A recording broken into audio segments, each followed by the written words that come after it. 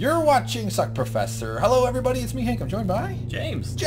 Alright, we're back. Season 3, Episode 9. We had to take a week off because of the 4th, or there was no... So it's 2 weeks. We're finally back doing the episode reviews here. Long shot-by-shot discussion coming at you, everybody. What is this, the chair? This is the chair. The chair. Interesting episode, for sure. We have plenty of screenshots to share and analyze and get into. And so think of this as kind of a long discussion / podcast. It's sort of a rambly conversation. I will apologize never for being annoying. I am a little annoying. I encourage people to send us postcards when we're in prison from being sued by Showtime for taking these screenshots. We do this for so many shows, and then we're like, we're pretty sure this is illegal. I mean, but they can take over and monetize it. We still let them do. I mean, that's YouTube's problem as far as we're not. I do. Yeah. Okay. We can talk about that later. Side note, personal note, everybody, I fucked up my neck, so if you hear any weird grunting, it's not my usual masturbating while talking. It's because I'm in severe pain all around my bunch of my vertebrae. You're basically an owl now. Yeah. Plus, you're not what you seem. Yes. Plus, I howl when I masturbate. I go, all right. Why did I could even. All right. I hate myself. All right. Let's do this. Here we go. Twin Peaks. Go, James. Say go, James. Go. All right, there she is. Look at her, Laura Palmer's face. And then there's the thing in Angelo Battle. Well, they spelled that wrong. David Lynch. Did you mention that you actually watched episode 1 of the podcast? Oh, yeah, that's right. Fuck, I forgot. That's the thing one side. So I watched episode 1. James forced me. Yeah. He held me down, and he made me at toe point, because he's got gross toes, and he made me watch it. Episode 1 of the original pilot. Yeah, the pilot. Yeah. And I thought it was very informative. Yeah. Now you know that Laura Palmer was wrapped in plastic. Yeah. Why does that matter that she's... Because it's that's the catalyst that drives the whole mystery. That's what started everything. Her death is the catalyst, not the plastic part. Unless there's something about the plastic I don't understand. It's so important. I just didn't know that that's how her body washed up. Oh, just toss her fucking body in the water. It's an iconic image in television history. Sure. Yes. Yeah. So is the Wookiees having fucking Christmas, okay? But nobody talks about that either.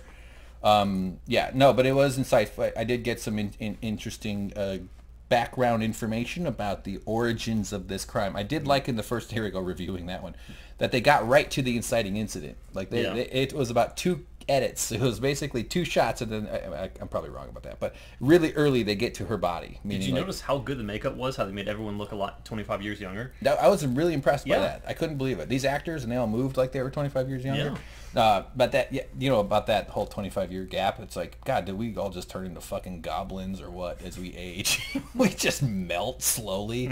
That's what I really took away from it. Scenes, because now we're watching all these actors so much later. So, and it's happening to me. I went bald at 19, so you all can go fuck yourself. All right, James, you ready? You're gonna go balder eventually? Yes. I wish my back would go bald. your head will create this blinding sheen, eventually encompass us Or what all. if the hair slowly came back, and then when it got full, you died? Like you just had like 6 years of like. It'd be ironic if your corpse started growing hair after you died. I would. Yeah, like fingernails. Yeah. All well, that's actually the skin receding. Your fingernails don't continue to grow. Is that true? I believe so. It creates the illusion that they're growing. Wow. That's what I've been told, at least. That concludes James's episode of What Not to Say on a First Date. Yeah. You fucking creep. All right, let's get to it. Here we go. Walking along the pathway is Bad Koopy. We did learn something that we watched a YouTube clip of Colin McLaughlin talking about Twin Peaks answering questions, and he referred to this guy as something in specific. He called him Mr. C, but he also called him Doppeldale. Oh, he did? Doppeldale. What did we had bad... We had Evil Coop, we had Bobbleganger. Bobbleganger, yeah. Bobbleganger's good. But he can't be Bobbleganger anymore because we saw in the last episode he lost his connection with Bob. Oh, yeah. Bob's gone. That's right, when he was murdered. Bob escaped. The last time we saw him, he was shot down by Ray, and he rose up again after losing Bob, who emerged in a black ball of horrificness out of his chest or stomach. Yes. And the woodsman seemingly revived him. Right. But before that, he was talking to Ray, saying that we need to go to the farm. Okay, yeah. So I'm assuming that where he's going now is the farm. We assume he's arrived at the farm. But he's one dark passenger short. Yeah, and he's also 1 car short, and he needs a new change of shirt. Yeah, he's a little beaten up. He's been better. He's kind of having a hangover. It's like one of those nights where you're up all night, and you're like, oh, can we please just get at this? So anyway, there he is, looking, and he grabs a rag off the thing. Bandana, same difference. Bandanas, they can become rags once you use them. Everything becomes a rag once you use it. T-shirts become rags. But yeah, he's all fucked up, but he walks in, and so then we're flying high with old David Lynch. Special Agent Gordon Cole. Cole. Looking out the window, he loves rocks. We all know he likes the there they are, Albert. There they are. Faces of stone. Yeah. Carved rocks. He likes talking about the Mount Rushmore incident. So anyway, the cuties are sleeping, and this is Agent Preston. She sits down, and so she's got a phone call. Colonel Davis at the Pentagon. He finds out from this phone call. I'll let you take over, James. Okay, remember back when Lieutenant Knox was talking to Davis at the Pentagon? Yes. He said that if this turns out, and by this he means the investigation into the body and the prints, well actually at the time he didn't know it was a body, but the prints that matched Major Garland Briggs, if it turned out to be something legitimate, they would have to call the FBI and get them involved. Yeah. So Lieutenant Knox went to Buckhorn, looked at the case, found out that the prints were not from a scene, but rather directly from a body, which is from Major Garland Briggs. Which is significant because the body is in its 40s when he should be about 72 now in a normal chronological time span. Can I ask for clarity? Prints from a body, does that mean the body's hand? Like yes. But not like can you get prints on your body? Like if I touched your forehead, would I leave prints? Probably, I would think so.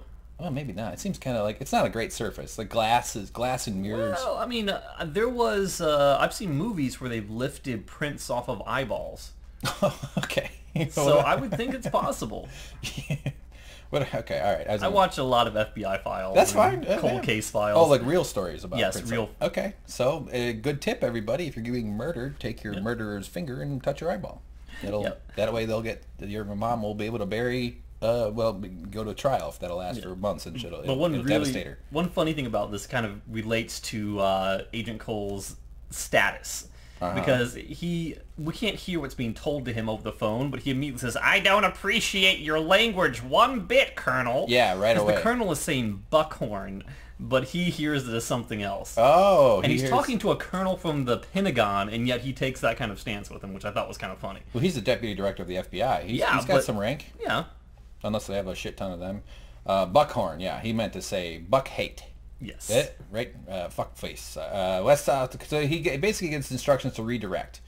And then he does this whole spelling out the word. I got it. N-O-X. Knox. Of course, she wakes up because he's screaming. Yeah, and you recall Lieutenant Knox is the person who worked with Davis who went to identify the body.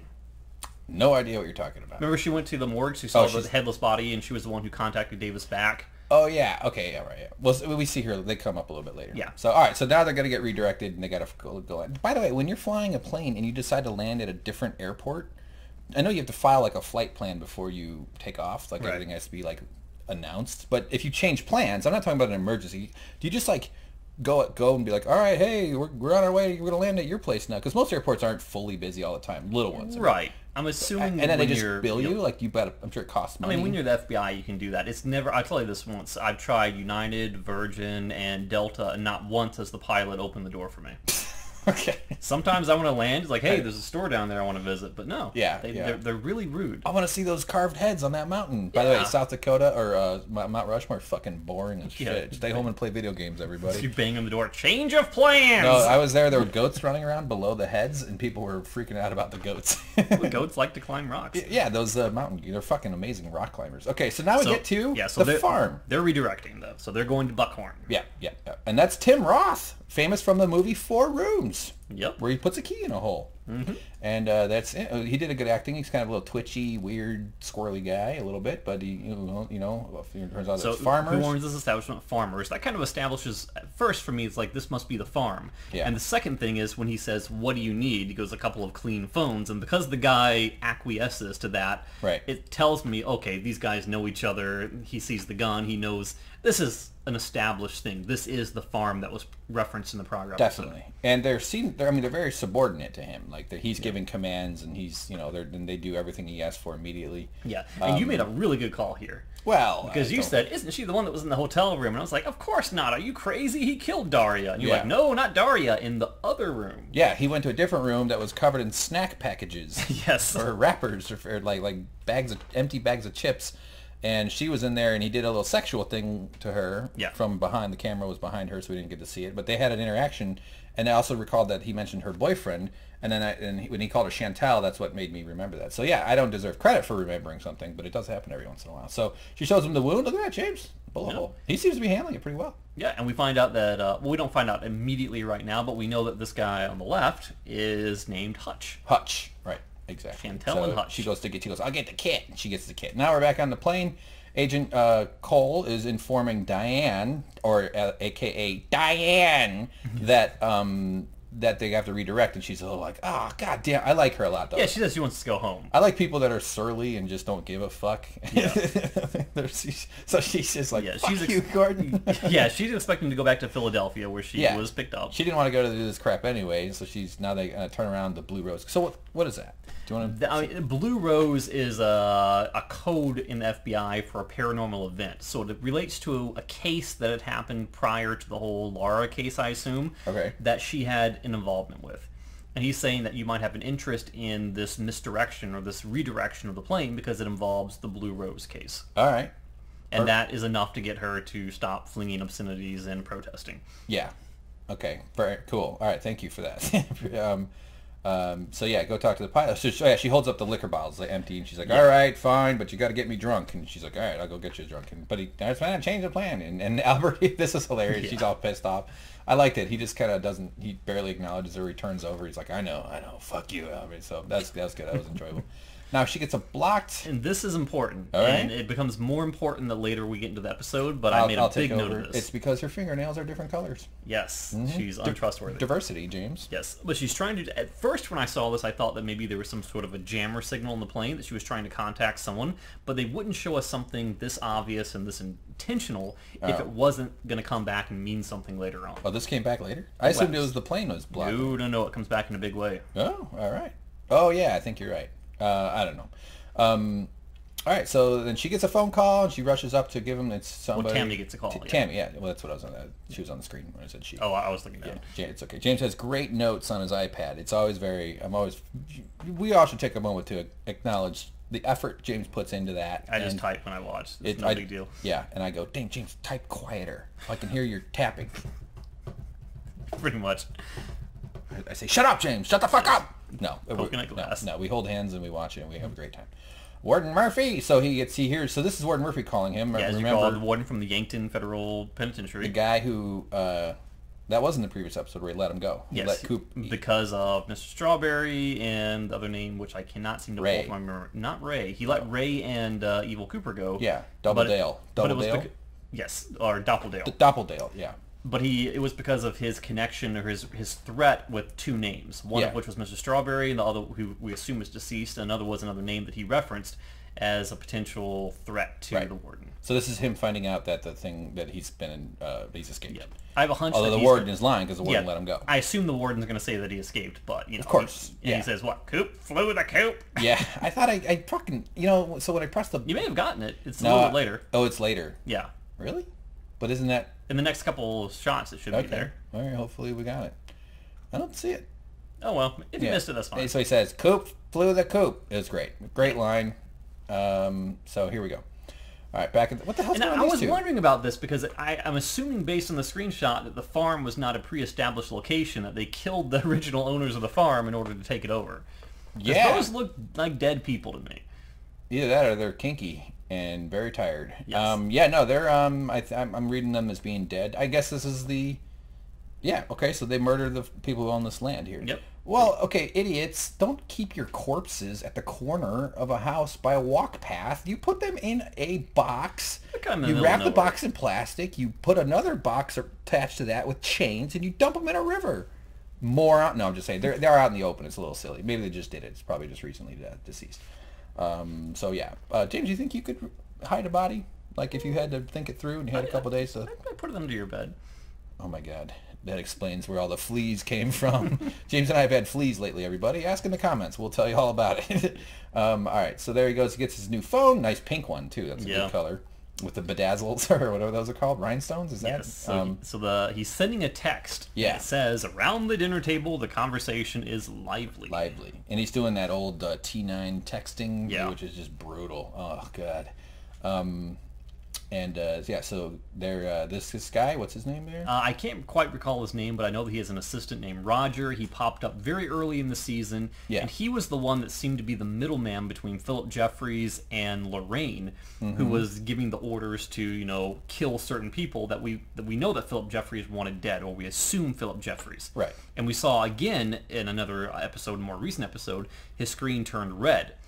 As if to give him a signal to open the safe behind him, open it out, and pull out the pictures of the people that wanted to be killed, which triggered the attempt on Dale Cooper's life, with the guy as well as the death of Lorraine, with Ike the Spike. Yeah, Ike the Spike. That's right. Right. So this is interesting because this is the first time we've seen Doppeldale contact this man directly. Yeah. So he's this guy's still working on his Lenovo. Yes. Same computers we use at work. Yeah. And by we, I mean me. You. Oh. You should ask for more. You do important stuff, man. Well, all the computers are Lenovo. Get a fucking Asus. Okay, come on. I brought my own monitor into work. Really? Yeah. They give us these not even widescreen monitors, these crappy old school like LCDs. Like, oh, we'll give you 2. That'll be nice. Like, just garbage. All 2. Garbage. Like 2 of garbage is still garbage. Yeah. So I brought my own in. Yeah. So I was like, screw you guys. Okay. So he's asking him, did you kill Dougie? Yeah. Right. That was the last order that was given, which tells us one of two things. One, potentially, is that it was Doppeldale that made the order, not Philip Jeffries. Yeah. Or two, that Doppeldale has access to whatever Philip Jeffries requests through this third-party intermediary middleman guy. Yeah. Yeah. But he is well aware of it. But he's also got to deliver him bad news because they did not get Dougie. Right. Because the attempt was foiled. And it seems as though he's aware of what Mike told the true Dale, Dougie in this sense, that one of you must die. That is a violation of the rules for a doppelganger and his original counterpart to be in the same world or the same dimension at the same time. So are we leading up to a confrontation between these two? Is Dougie and Cooper, or Dougie and Bobbleganger? I like Bobbleganger better than Doubledale. But he doesn't have Bob anymore, so you can't do that. Oh shit! Evil Coop and Good Coop and I can't. All right, fuck it. They're gonna fight someday. That's my prediction. They're gonna get together and film a double mint gum commercial. Or Dougie's gonna spit coffee at him, and it's gonna be what turns it all around. All right, so better be done next time I call. By the way, this woman stole my look. This is how I dress, and that's how I pose. I want people to think I'm cool when I'm at the park. He goes, oh good. So he just starts typing, and so then he brings up a shotgun. He's like, yeah, here's all, because he said I'm going to get you a bunch of cookies or something earlier, like he's going to load you up. Real good, Hutch. So good job. So he's got a box of ammo. That's a cool ammo box right there, and a shotgun. So he's ready to roll, ready to commit some crimes and be a menacing bad force on society. Now, what do you call a place where a rabbit lives? A down. Isn't it called a hutch? A rabbit hutch? No, a hutch is where your mom's plates live. Rabbits live in a down, and I know that because of the famous book Watership Down. That movie terrified me. Yeah. Here, Siri, what do you call? Oh my fucking neck! What do you call Watership Down? Oh, I mean, what? Fuck. Okay, I found this on the web for what do you call on my fucking that? What do you call Watership Down? Siri, what? Sorry about that. What do you call a group of wait what? Not group of rabbits. What do you call where rabbits live? Okay, I found this on the web for what it. Sorry about that. What are you call Rob a group of Whitley? What will you call where rabbits live? That's funny. Okay. So you can order online from Petco a home that you can put a rabbit in called a rabbit hutch. Rabbits can live in a hutch. Yes, of course. All right, fair enough. I like. It brings me to the point. Is it about the bunnies? Oh, the chocolate bunnies. Yes. Right. Another rabbit reference. Okay. I wasn't really going deep into it, but then you brought out Siri, and then it became a big thing, so let's keep going. I'm like an abusive older brother to Siri who just trusts me and will just try to do her best, but she's also an artificial intelligence robot who will one day take over. And did you mention the guy from the prior scene called in Roger? Yeah. Who was the guy who came in early in the season and said something like, why do you take orders from these people? And this guy? Yes, yeah. and he answers Roger and says, I'm like, Roger, pray that you never have someone like him in your life. Yeah. You know what would be a bad name to have? Roger, Roger and over and out. Roger, 10-4, over and out. Another rabbit reference, Roger Rabbit. Oh, God, yeah. It's all coming together. Jessica Rabbit. Yes. I'd bang her. I'd have a cartoon piece. You get ink all over you. Yeah, I'd be fine. I've gotten worse all over me from, okay, I want you to kill a warden, So he tells him I'm going to have to kill a warden. Warden Murphy, obviously. Yeah, they don't have any compunctions, though. They're not like, oh, no, a warden. They're like, yeah, okay, we'll do whatever you want, boss. Oh, yeah, he offers to have Chantal mess with him. and mess like make him think, or she said something. Yeah, I don't remember. But then he references a double header in Vegas, which obviously he knows that the job has not yet been done on Dougie. Yeah. So he obviously wants Dougie dead. Dougie lives in Vegas. Yeah. Who could the other person be? Perhaps Janie E, maybe? I would think Janie E. Who else would be a threat to Double Dale? Yeah, so he's sending these two guys off to do his dirty work. You think it could be like Jade or somebody else, or like, I mean, just some other person? I would assume... maybe one of the casino? I doubt it's one of the casino. It's got to be Janie E. Yeah, I mean, that seems to be the most likely one. Warden Murphy, Yankton, okay, all right, are on the way. All right, hey, Chantel, and then I got you a wait, what the fuck? Oh, yeah, we had to pause it, so we got a couple of screenshots mixed up there. Sorry, everybody. Sorry, we're not perfect. All right. So, give the boss man a wet one. So she gives him a little smooch. They're all about the free love and the touching each other with their genitals and stuff. Interesting, though, is he says, I'll text you the details before you do the next thing. Or after you do the warden. Yeah, after you do the warden. Kill him at home, kill him at work, kill him on the way, I don't care. But then we hear a plane overhead, which we can only assume is the FBI guys up in the sky passing over. Why? Because it has to be. Why would they go through that effort? Look, if it wasn't that. I know David Lynch is a professional, and they all sets, all shoots, fucking planes are constantly buzzing around, being annoying, and the sound guy has to go, hold on, plane, and then everybody sits there for longer than they want, and they wait for the plane to go away. But so I doubt David Lynch would just let a plane noise sneak into his production. But I think they're in the same geographical location. Yeah, but there's other planes. Right. Even in South Dakota or whichever Dakota they're in, West Dakota, they're in the same. It could be that plane, but I don't think you have enough evidence to say 100%. You can't convict. Is all I'm saying. You can, if you listen really carefully, you can hear Tammy up there. Yeah, you can hear him going, Albert, where's the puke bag, Albert? I need it to poop into. I'm innovative. I mean resourceful. Okay, sorry. I feel my neck is really bothering me. James, can you rub it when we're done? No. With your feet? That I could say yes. Sure. All right, so they smooch and they have a little thing, and that's nice. It's fun to kiss. James, it's always one of my favorite things. And then she pulls out, very romantic, very intense. Flaming hot Cheetos. A bag of Flaming Hot Cheetos or something. Looks like Fritos, maybe. I can't tell. But yeah, she gives them a pack, like, so they have a thing. It's kind of her thing, yeah. Yeah, well, like in the hotel, if you all recall. She buys the Costco variety packs. Right. The fun size, snack size. I remember when I was a kid, I used to freak out whenever I got to pick out of one of those. I thought I was like, oh my God, I have choices. Yeah. I don't have to eat whatever poor people garbage my mom is giving me. I get to pick Lay's or Doritos. I always do take. I'd always do the Doritos. I always take. Yeah, well, Doritos, of course. Come on, what do you? People who eat Lay's are psychopaths or prisoners. All right, so Cheetos, right? Flamin' hot. Flamin' hot, probably. Yeah, flamin' hot. So yeah, that was nice of her though. His name will be Doppel Poop after that. Doppel Poop. Yeah, it'll be Doppel Spicy Poop. By the way, he's recovering from a gunshot wound, and this is medicinal Flamin' Hot Cheetos. Well, you plug the hole with the Cheeto. Yeah, you jam it in there. It slowly dissolves. It kills everything. It sterilizes the wound. Okay, so then he turns and he goes, destroy that phone, and the guy immediately turns and shoots the phone. I thought that was kind of funny. By the way he drove off, she like waves at him bye. I thought I hit screenshots for that. And then he doesn't even acknowledge them once he gets in the car because he's a real leader. Cut to Dougie and his Janie E. Janie in the Las Vegas Police Department. He should change his name to Dougie E. personally. Yes. And so then we've got his boss, Bushnell. Yes. Being interviewed by the cops. It's peculiar that the cops are sitting and he's standing. You think they'd all... It's a little weird, yeah. A little bit weird, but everything's kind of meant to be a little bit weird in this thing. And he's talking about Dougie. He's a great guy, a solid citizen. No, he's never really caused any trouble. He had a car accident a long time ago, and... so yeah, 12 years ago. Well, he does say that he suffered a car accident shortly before he started working for him, so he forgives his idiosyncrasies for his decline as a result of that injury. Yeah. And he says something like he attributes the weirdness of him to the lingering effects of the accident. Yes. Yeah. So he's saying, he's a good guy. He's a little fucked up, but we like him. He's Dougie. Mm-hmm. He bangs hookers and does gambling. I don't think he knows about that stuff. But, so yeah, they're investigating the attempt on his life. Yeah, so the important part of the scene happens after Bushnell leaves the room. Okay, let's hurry the fuck up and get to that part. I like that he stands up. The way they just stare at him is kind of funny. And he's like, oh, it's so weird. What's going on here? First his car blows up, and then someone tries to kill him. Yep. It's like, do you think they could be connected? But then these guys just give him that detective stare. Like, well, we're not going to tell you. I don't know what you want. We'll get back to you as soon as you get something. All right, get out of here. And then they, Dougie and they're still waiting. Look at her fingers. Ooh, good. It looks like some kind of weird spider is trying to get up. Yeah, so he gives Dougie the rest of the day off and says he wants to work with him closely in the coming days because he wants to try and figure some stuff out. Yeah, yeah. God, how fucking horrible is it having a job where some asshole gets to decide if you take the day off?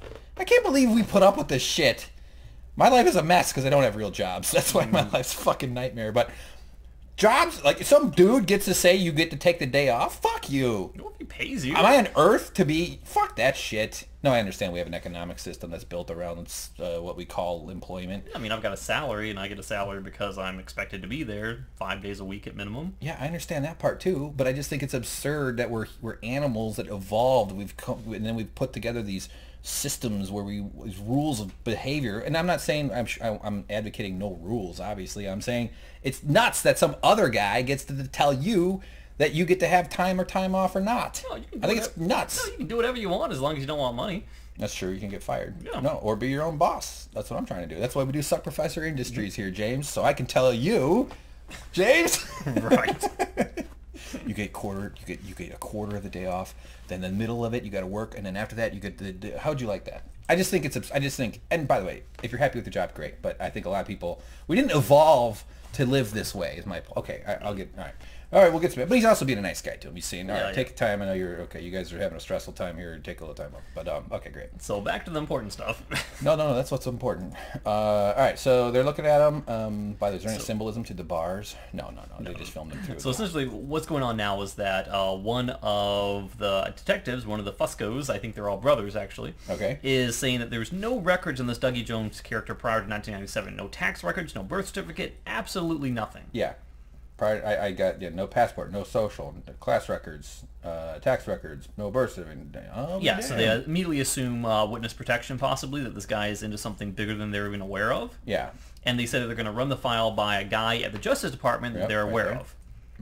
So then there's some joke about the tail, or did you get the taillight fixed? Yeah, $239, fucking taillight. Yeah, which it sounds like me. I complain about spending money on stuff because I reject real work. Yeah. I hate being poor. I'm so fucking stressed out all the time. God damn it. It's got a really bizarre laugh. Yeah, he doesn't really ever contribute to their analysis or anything. At least not that I can remember. But he likes to laugh at all their jokes. It's like he's just that friend that they keep around because he laughs at everything, so it makes everybody feel good.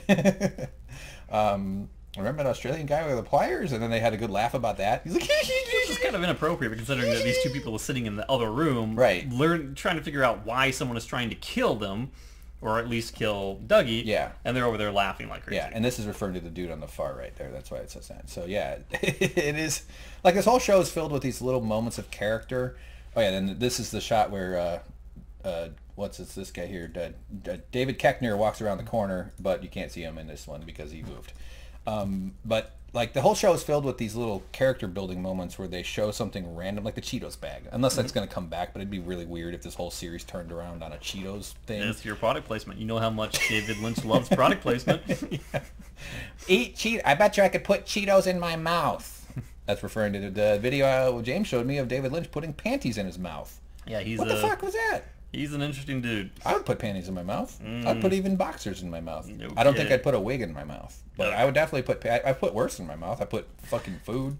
So he says he wants to try something. You ever kiss a girl downstairs? And put her in the mouth? Twin Peaks! That's so, hey. Says he's going to try I'll something. even go to the cellar if you know what I'm saying there, James. Wink, wink. Wink, wink. Dougie. Longest tongue in the Midwest. That was my nickname in high school. All right, Dougie. Okay, there he goes. He brings him a new fresh cup of Joe, with the express purpose of being able to take the pre-existing cup that was sitting in the chair next to him. Right. Because he wanted to get something from it. Yes, this guy immediately takes it and chows on it like a dog with a bone. This was not an act of kindness. No, but it works for his purposes anyway. And he goes, yes, and there he is. He's got the other coffee mug in the bag. And yes, we got him. Ha ha, Sergeant, go process this thing. We need prints and stuff. And those palm prints came back off the gun. Now, what gun are they talking about? This is the gun. Remember when Ike the Spike was struggling with Dougie or Dale on the ground, and the evolution of the arm appeared to him, and he says, "Squeeze his hand," or something like that, and his entire palm came off on the gun. Yeah, which is bizarre, but it happened. Sure.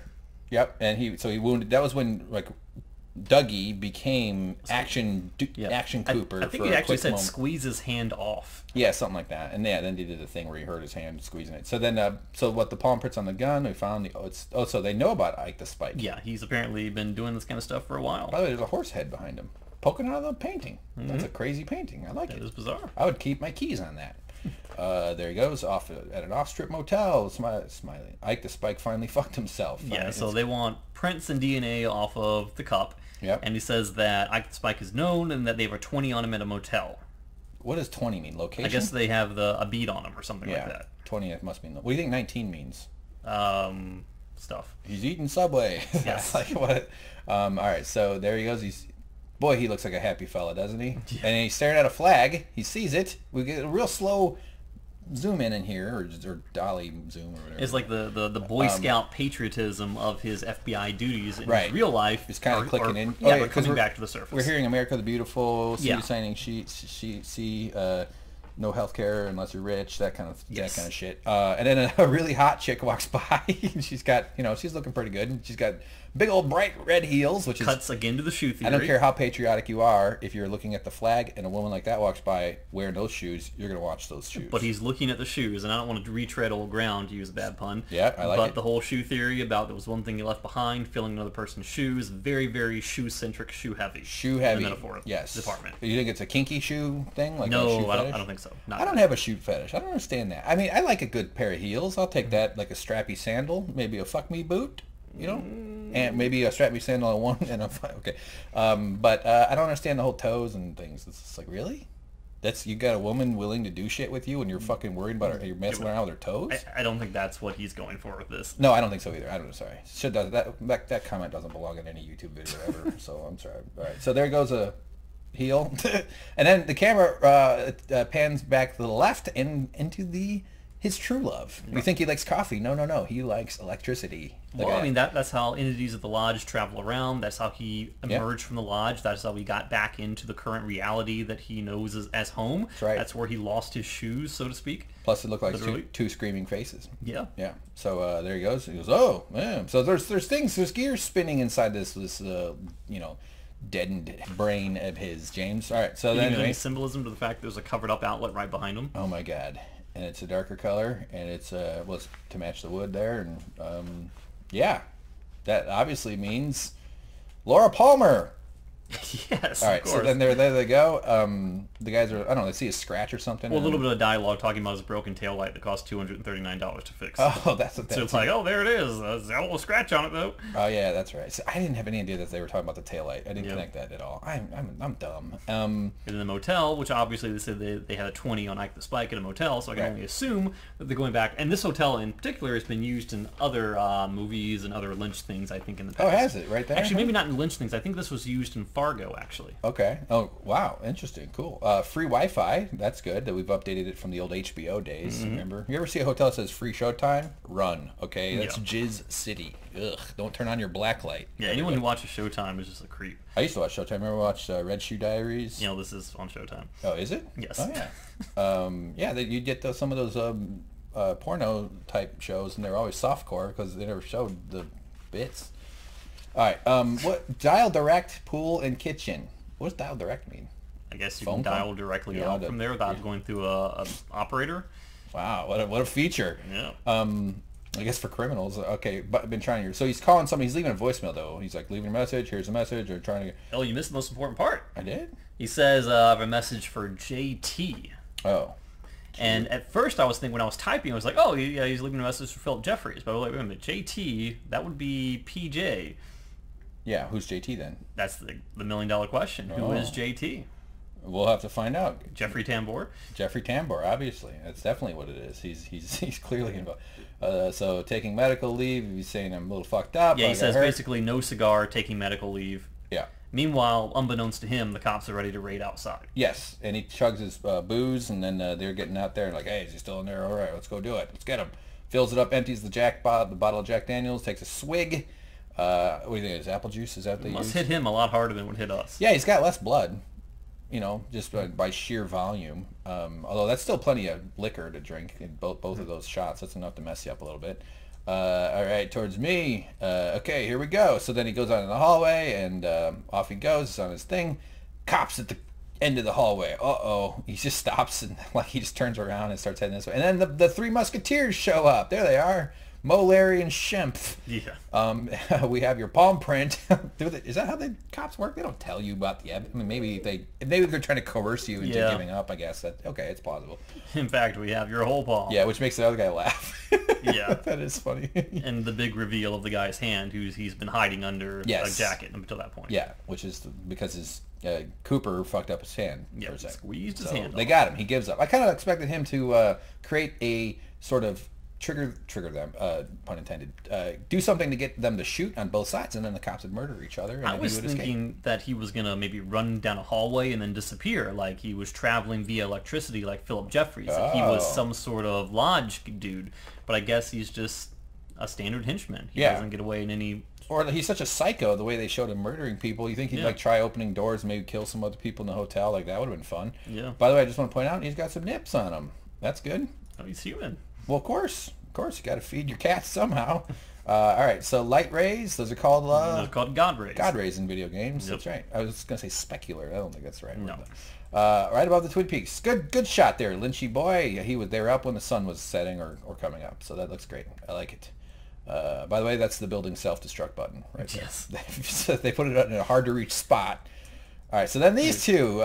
Something about this scene immediately bothered me. Really? Yes. Tweedledee and Tweedledum? Can you guess what bothered me about this? I'll give you some hints. That she doesn't have a URL on her page? What does she do, press F11? Okay, the cell phone freaked her out, right? It did. Oh, well, tab over. What does that say, James? Something to make something in fixed? Whatever. What does that say in the comments, everybody? The use of the cell phone freaked her out in a prior episode. She couldn't understand the technology. Yeah. Oh, yeah. And then we see Sheriff Truman having that screen, the Skype screen, rising up out of his desk, which is theorized to be hidden in the desk so it wouldn't upset or freak out Lucy. So her use of the internet makes you think... Not only is she using a computer, but she's using the internet, and she's using dual widescreen monitors to do it. She is? Yes. Oh, okay. This seems entirely out of the realm of what I would expect Lucy to be comfortable with. Well, she agrees with you, James. She's using a Mac, though. Great video, Hank, you dumbass. Yeah, there's the dual monitors there. So, well, so why is she using a Dell monitors, but she's got like a Mac browser? If you go back, isn't that a Mac browser? No, I don't know what that is. It's got those little weird multicolored dots up there. Yeah, that's not PC. Well, you could hook up a Mac machine to these monitors. Why not? Of course you can. Yeah. Yeah, you don't have to have Mac-branded monitors. Just only morons do. No, I'm joking around. I used to work at a place we had Mac everywhere. And there's her picture of Michael Cera behind her.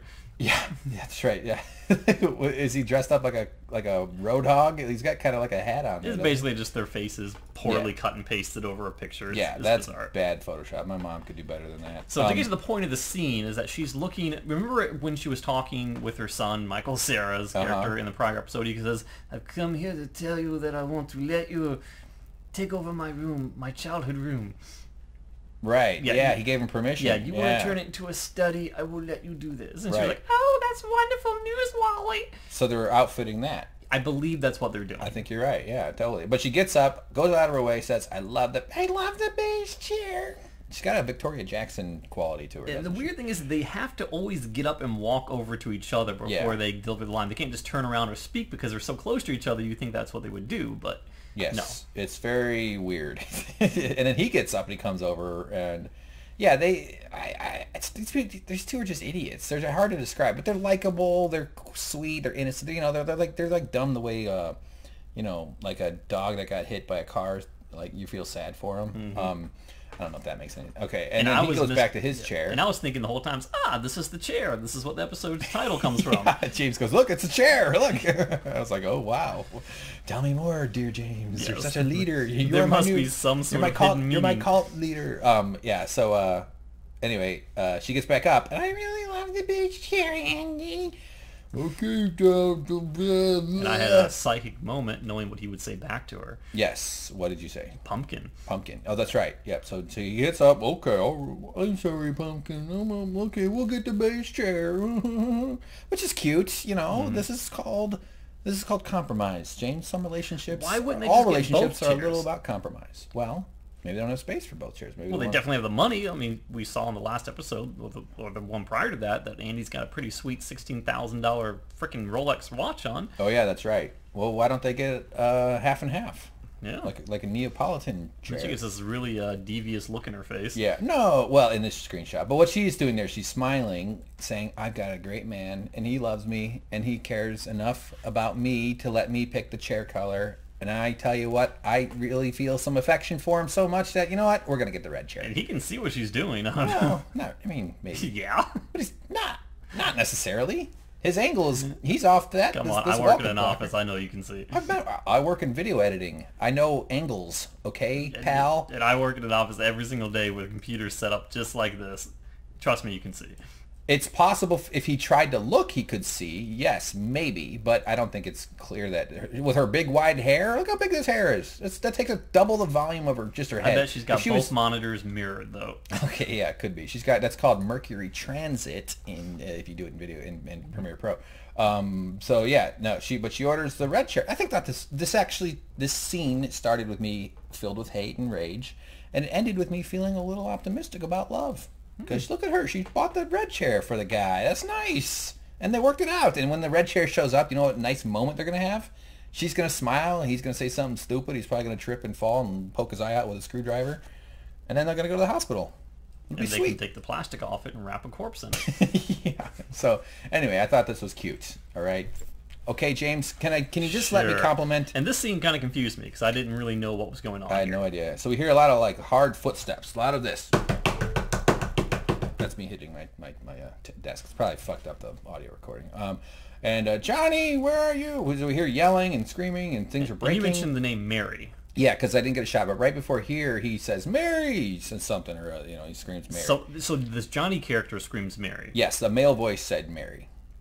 I assume that's Johnny running around. Okay. Yeah. So and then we hear a woman's voice that's saying Johnny. We don't see her, and then we have a bloody hole. Well, we see a figure in blue pajamas almost run across the screen into a room, and we hear a thud. Yes, and a crash, and so yeah. So there's that, and then we tilt down to look. Is that the Twin Peaks thing? Is that the waterfall? It's a waterfall. That's Dwight Eisenhower.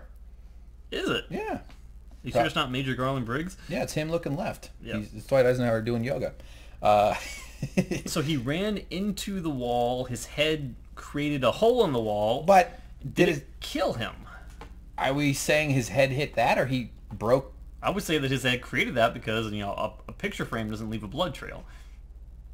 I don't know. I mean, I've done construction, and I feel like a head wouldn't make that kind of hole. I feel like a head would create like cracks here and there, and maybe this stud there, right there, knocked him back enough that it didn't fully puncture. Maybe it's not architecturally correct in what would happen, but I think the intent here is that is what happened because there's a blood trail coming from it. You know what? You're totally correct. Of course it's his head. Of course he's got fucking blood running down his face. What else could it be? But there's this thing. This looks like one of those, like a weird shelf kind of thing. Maybe one of these paintings was set up on the shelf. Yeah. So the question is, who is this character? Why was he running? Who's yelling to him? Why did he hit the wall like that? And is he dead? Okay, we've finished recording, but James realized something else that he wanted to add to this scene, so he's got another insight. I feel really stupid about this. Oh, okay, but James wants to correct something. But go ahead. Yeah, I was looking at this originally, and I was thinking, who the heck is Johnny? And we got to the very end of this, and we were looking at the credits, and it said Johnny Horn, and we saw Sylvia Horn, and I don't know why this didn't coalesce in my head as something that I should have remembered. Fine. But we just watched the first episode of Season 1, Episode 1, where we see Sylvia Horn, who is Benjamin Horn's wife, and we see Johnny Horn banging his head into like a doll's house type thing with an Indian headdress on.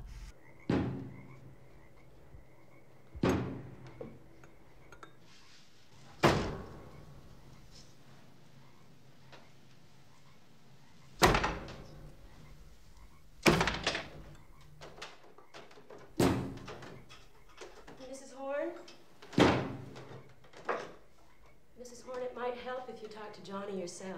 Oh, yeah. So he was Audrey's brother and sister of Audrey. Obviously, a brother has to be the sister, but the other child of Benjamin Horn, who was a bit, not totally there and upstairs. Yeah, Because he was sort of grown a little bit, Yeah, and right? he was distraught over Laura Palmer's death because Laura Palmer was apparently like a mentor or a tutor to him that kind of calmed him down. And they showed him, they showed a real quick thing of him bonking his head against, and we know it was like a dollhouse. Yeah, and we know he bangs his head against things, and here he is banging his head through the wall. Oh, yeah. One bang too many. Yeah, so later on in the episode, we're going to get to the credits, and we're going to speculate on who in the world Sylvia Horn is and who Johnny Horn is, but we realized it after we stopped recording. Well, so James realized it. I'm dumb. No, you're not dumb. Give yourself a break there. But so this is a weird edit. Now we're going to resume the rest of our thing. But yes, at the end we will talk about Sylvia. No, you're not dumb. And we'll get dumb again at the end. James, this is time travel. You and I right now. We're like Garland Briggs. We're like David Lynch. I'm Lynch. You're Dave. Can I send your disembodied head to McDonald's? I wish. Only if you can put some fucking fries in the mouth. You can only order a Blue Rose. Okay. All right. Back to the thing. And all we know about him is that he has great taste in clothes. Right. And we know his name is Johnny, so that means his first initial is J. Could he be this JT? No, could be. Yeah. And then obviously this is no accident. What the hell are they getting at with this painting, with this waterfall here? What do you think? David Lynch wouldn't do this on accident. No. Not a bag of Cheetos. He went chasing waterfalls. You should have listened to the advice of the song. Stick to the rivers and the lakes that you're used to. Is that how that goes? I know that you're gonna. Wow. Yeah. Listen to you. Somebody was popular in the 90s. Oh yeah. All right. So, oh no. So we have no idea. They didn't even get back to this in the episode. But I'm assuming we're gonna get back to it at some point because they don't set something up unless they intend to finish. Maybe he was I bet somebody else was in control of him though. That's my sense. It's possible. That just took, like, if I was going to kill you, James, I would possess your body and smash your head into a moving train. How did Leland kill himself? Exactly. I didn't have any idea. Another Mac. I'm upset. What do you mean? What, another? Yeah, another Oh, Mac. because of the thing. Because before we thought it was a Mac, but yeah, all right. Yeah. What the fuck's? Why is there some? Oh, Stupid Mac phone. Oh, I'm getting a whole bunch of stuff. Oh no, my neighbor's texting me about fleas. Okay, you want some coffee? No. Okay, so Bobby, we find out this is Bobby's son. Where the fuck is it? This is Bobby's son? No, Bobby's her son, I meant to say. Well, we could recognize her from the original 2 seasons that this is the wife of Major Garland Briggs, a.k.a. the mother of Bobby Briggs. Right. I was going to say that because I watched the first episode. Yes. I don't recognize her. But yes, nice old lady. And she was in it. She's 25 years ago. She probably wasn't such a old. Yeah. Well, I mean, everybody. Astute observation. I didn't want. I hesitate. I don't want to sound like I'm picking on her specifically. Everybody's 25 years older. They all look like they've turned like melted candles and stuff. Okay, so what we know before going into the scene is that Major Garland Briggs allegedly died in a fire shortly after the events of season 2, where the last person that he met with was Dale Cooper. Yeah. And Dale Cooper at the time, as we know now, was not really Dale Cooper, but it was Doppeldale. So now what they're doing is they're visiting her to try and find out, can you tell us anything about the interaction with your husband after he met with Dale, between the time that he met with Dale and the fire that he died in? Yeah. It's hard to say. So this is her talking to... I didn't get a screen... So what we're missing in this sequence is Bobby, Chief Hawk, and Chief Truman, Sheriff Truman. Yeah, so she says that Garland, her husband, said that one day our son Bobby and Hawk and Sheriff Truman would come and ask her about Special Agent Dale Cooper. Yeah, I guess. And she said that she didn't think at the time that it would be this Sheriff Truman, but apparently, it's Frank Truman instead of Harry Truman. And the music got real intense. Like, everything was real, like, ooh, like we're getting a big reveal here. So he's like, he squeezed my shoulders when he told me to tell you this, but when they come to ask you about Agent Cooper, you give them this, and now you're here, come with me. Right. This is the chair. Yeah, he just said, when they come to ask you to give them this. So we got to find out what it is, and now you're here. Would you fellas like some coffee? It'd be funny if and they're like, no, get to it, get to it. If it was me, I'd be like, yeah. And then the boss would be like, dude, what are you doing? Come on. We're about to get to something interesting. Do you have any donuts? Yeah. So she walks over to, now we see a chair. And this is when James went, woohoo, yeah! Which tells us that the chairs at discussion in the prior scene bared no relevance in the title, aside from the fact that they were arguing about a beige chair and a red chair, and they inevitably bought the red chair, and here we are looking at a red chair. I will also point out this chair, silently watching from the background, trying not to be noticed, doing everything it can to recede into the shadows. It is the dark chair. It's the doppelganger chair. Yeah, that's the chairbalganger. Evil chair. Okay, so she does this. I can't believe this day has come. So she's like kind of like amazed that this crazy shit her husband told her is actually coming true, basically. Well, it kind of leads a lot of credence to the whole theory that Major Garland Briggs was time traveling. All right. That he foresaw these events because he already saw them taking place. That his body is in its 40s when it should be 72 by now because he was time traveling. Yeah. And the whole thing, I believe it was in season 2 when Major Garland Briggs goes on a camping trip with Agent Cooper around Glastonbury Grove. He disappears because he gets sucked into the White Lodge for I think 2 days. Yeah. And he comes back marked. Right. With the triangular pattern on the raised skin on the back of his neck, I think it was. Oh, yeah. So he has had Blue Rose experiences himself. Okay. But it seems to imply that, yes, he was traveling dimensions and time. Yeah, yeah. What if there was a dude named Rose and you had a blue rose? I mean, you blew him. You blew... B-L-E-W. I'm sorry. I couldn't... Why did I say that out loud? Fuck. Okay, so here's it is. She hits a little button there, boom, boom, and it goes ding, ding. So look right here. The hinge in the chair opens. There's a mystery compartment hidden in the wood part of the chair, and she pulls out this tube, like a metallic cigar-shaped thing. Yeah, it looks like a cigarette or a joint holder or something's in there. And she said something kind of nice to Bobby, which I'm kind of shocked that Bobby didn't start crying from this, but because Bobby and his father had a very tenuous, tense relationship in the first 2 seasons. So he's in episode 1 of the pilot. Oh, absolutely. He's a major character. He's a dickhead, douchebag, high school jock punk. Exactly. He's a punchable face. Indeed. And but he became a cop.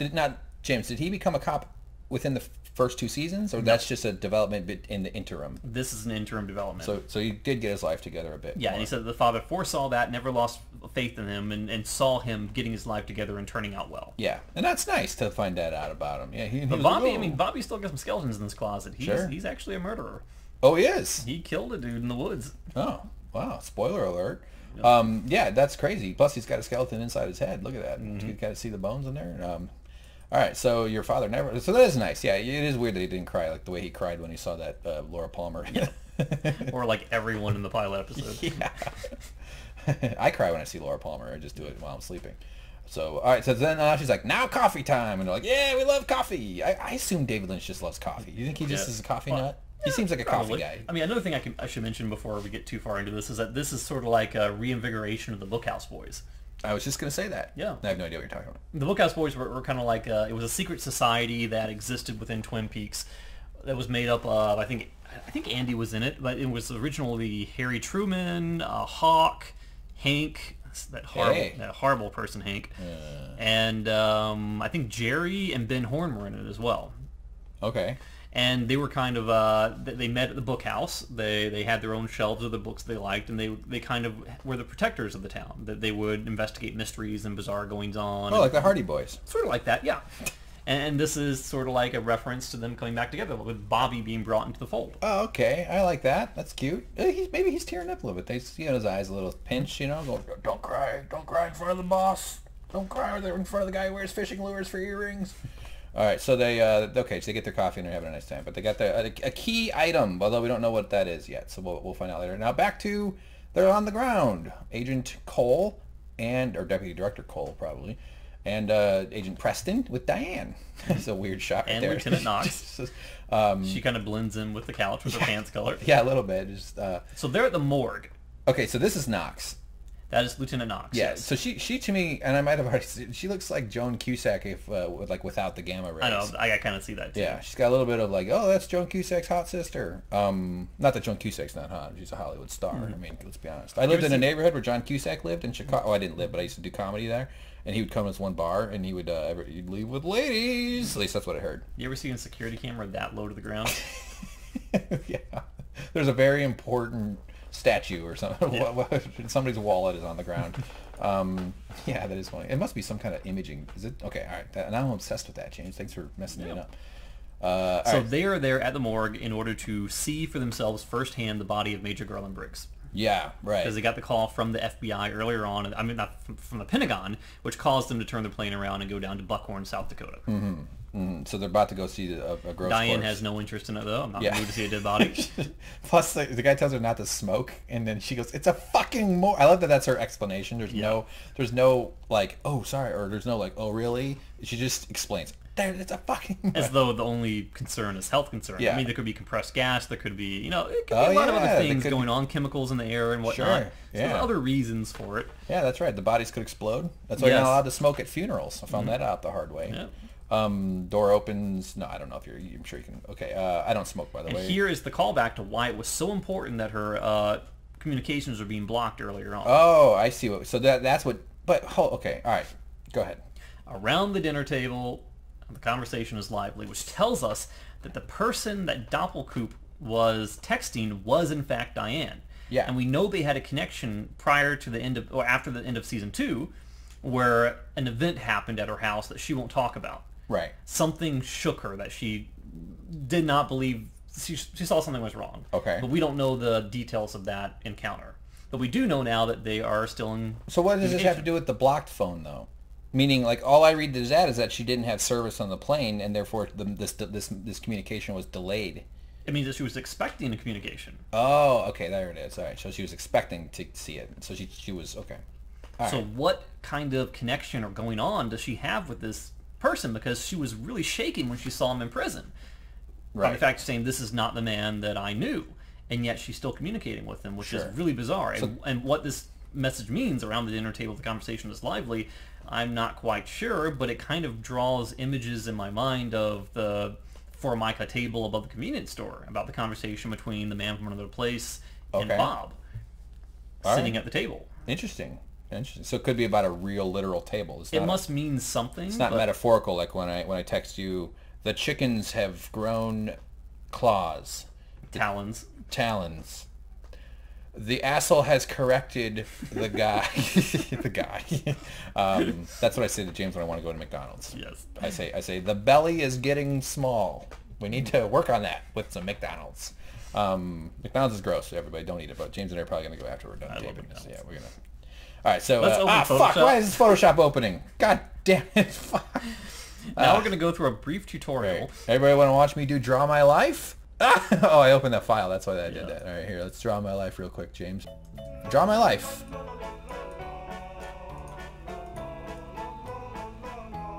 This looks like a fucked up Homer Simpson. Glasses. That's what changes it. Ear. Eyebrows. And the draw my life part, James. Here, we're going to do it real quick. You ready? Tears. And just because I'm weird, tears out of my ear. All right. There's a tear in your beard. Tear in my beard. Okay. All right. Enough of that Photoshop stuff. Here we go. Okay. So she's getting the texting and all that. All right. There you go. He'll be okay. So.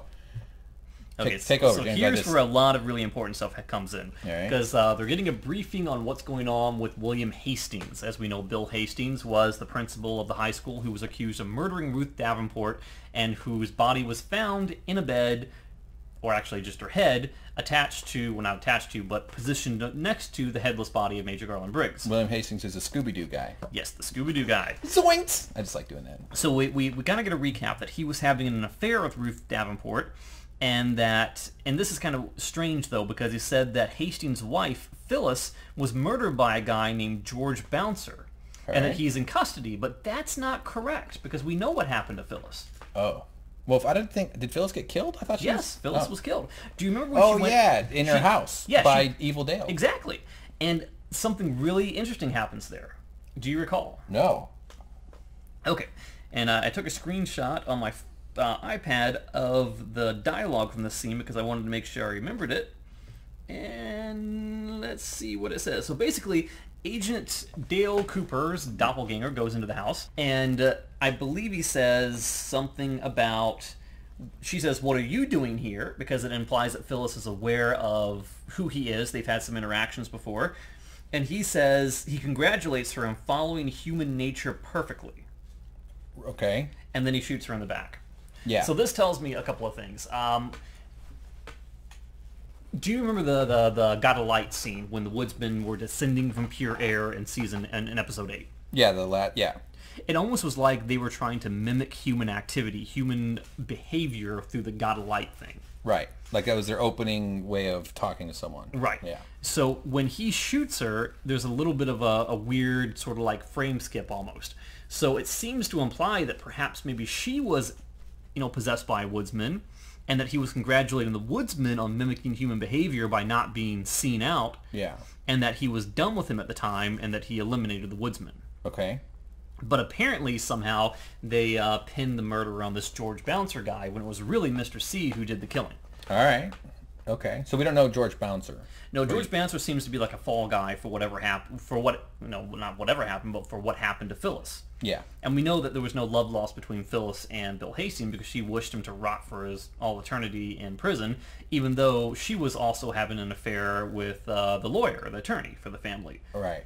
Okay. So they were both kind of, at fault. David Lynch loves affairs, doesn't he? I'm sure he's had his share of them. Really? Is he known for having an eye for the ladies? Oh, aside from his casting choices. Shoves panties in his mouth. I mean, you can only assume that he's into some stuff. On video. Yeah. I don't think... Is that an indicator of an affair? I don't know. Is he married? I don't even know that. Mrs. Lynch? What do you think why did you shove panties in your mouth, David? Do you think that's how she sounds? Yes. Like George Costanza's mom?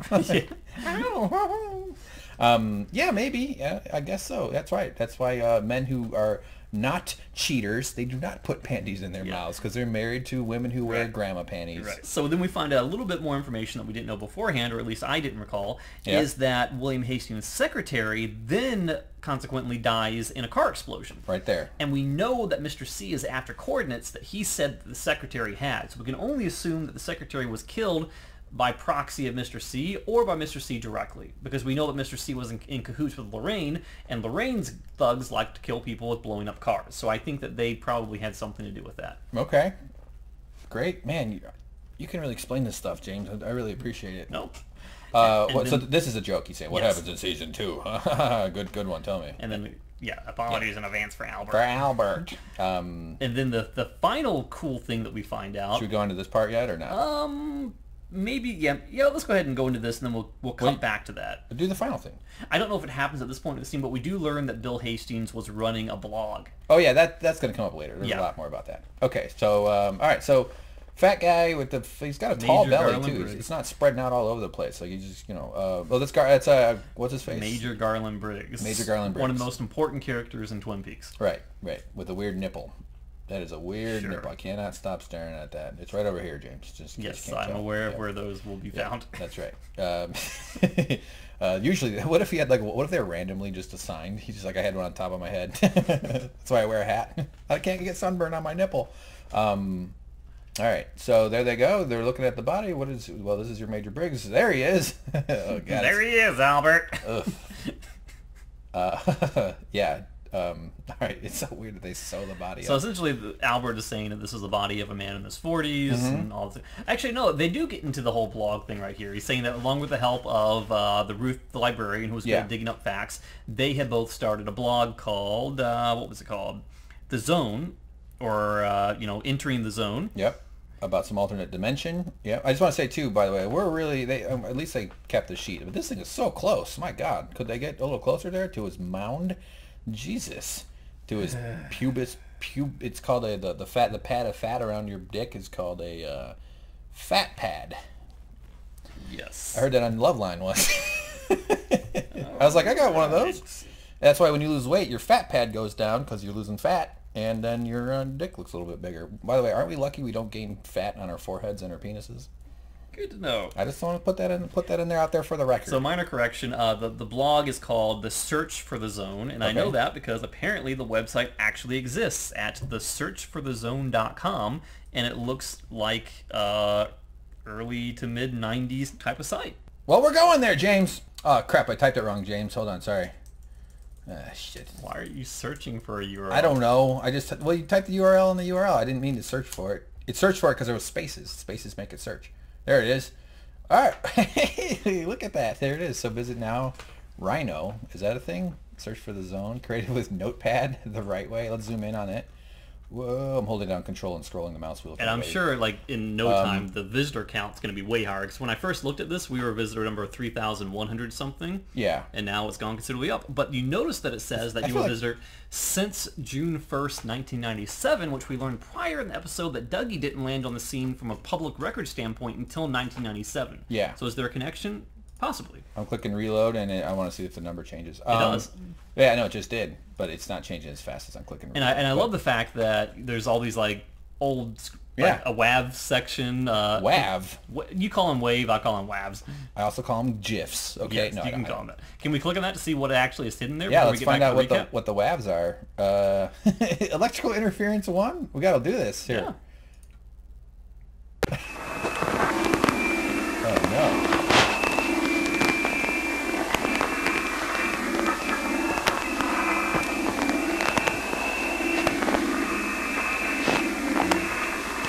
Whoa. So I fully expect people with sound engineering capabilities are going to be playing it backwards. Yeah, they're going to find something in there. Maybe like both of these here. Look at that's a cool sound.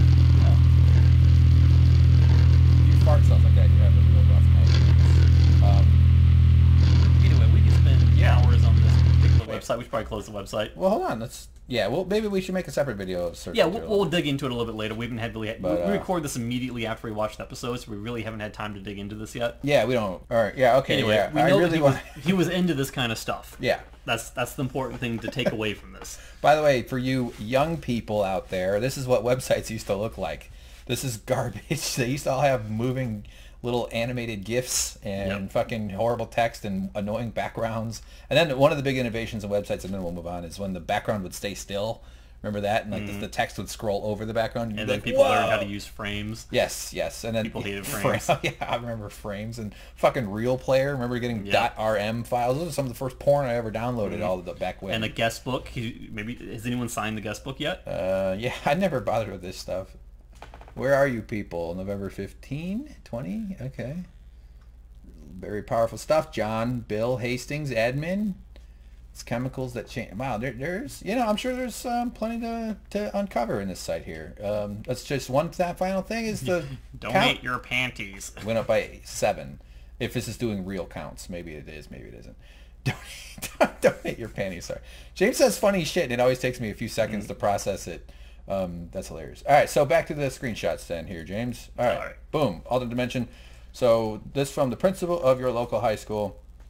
Okay, when the dog guys, I don't know. He was a marble champion, or so he was making a marble pun. Oh yeah, that's right. Yeah, marble. They're not talking about the video game marble. They meant like the thumb thing with the circle and whatever. Yes.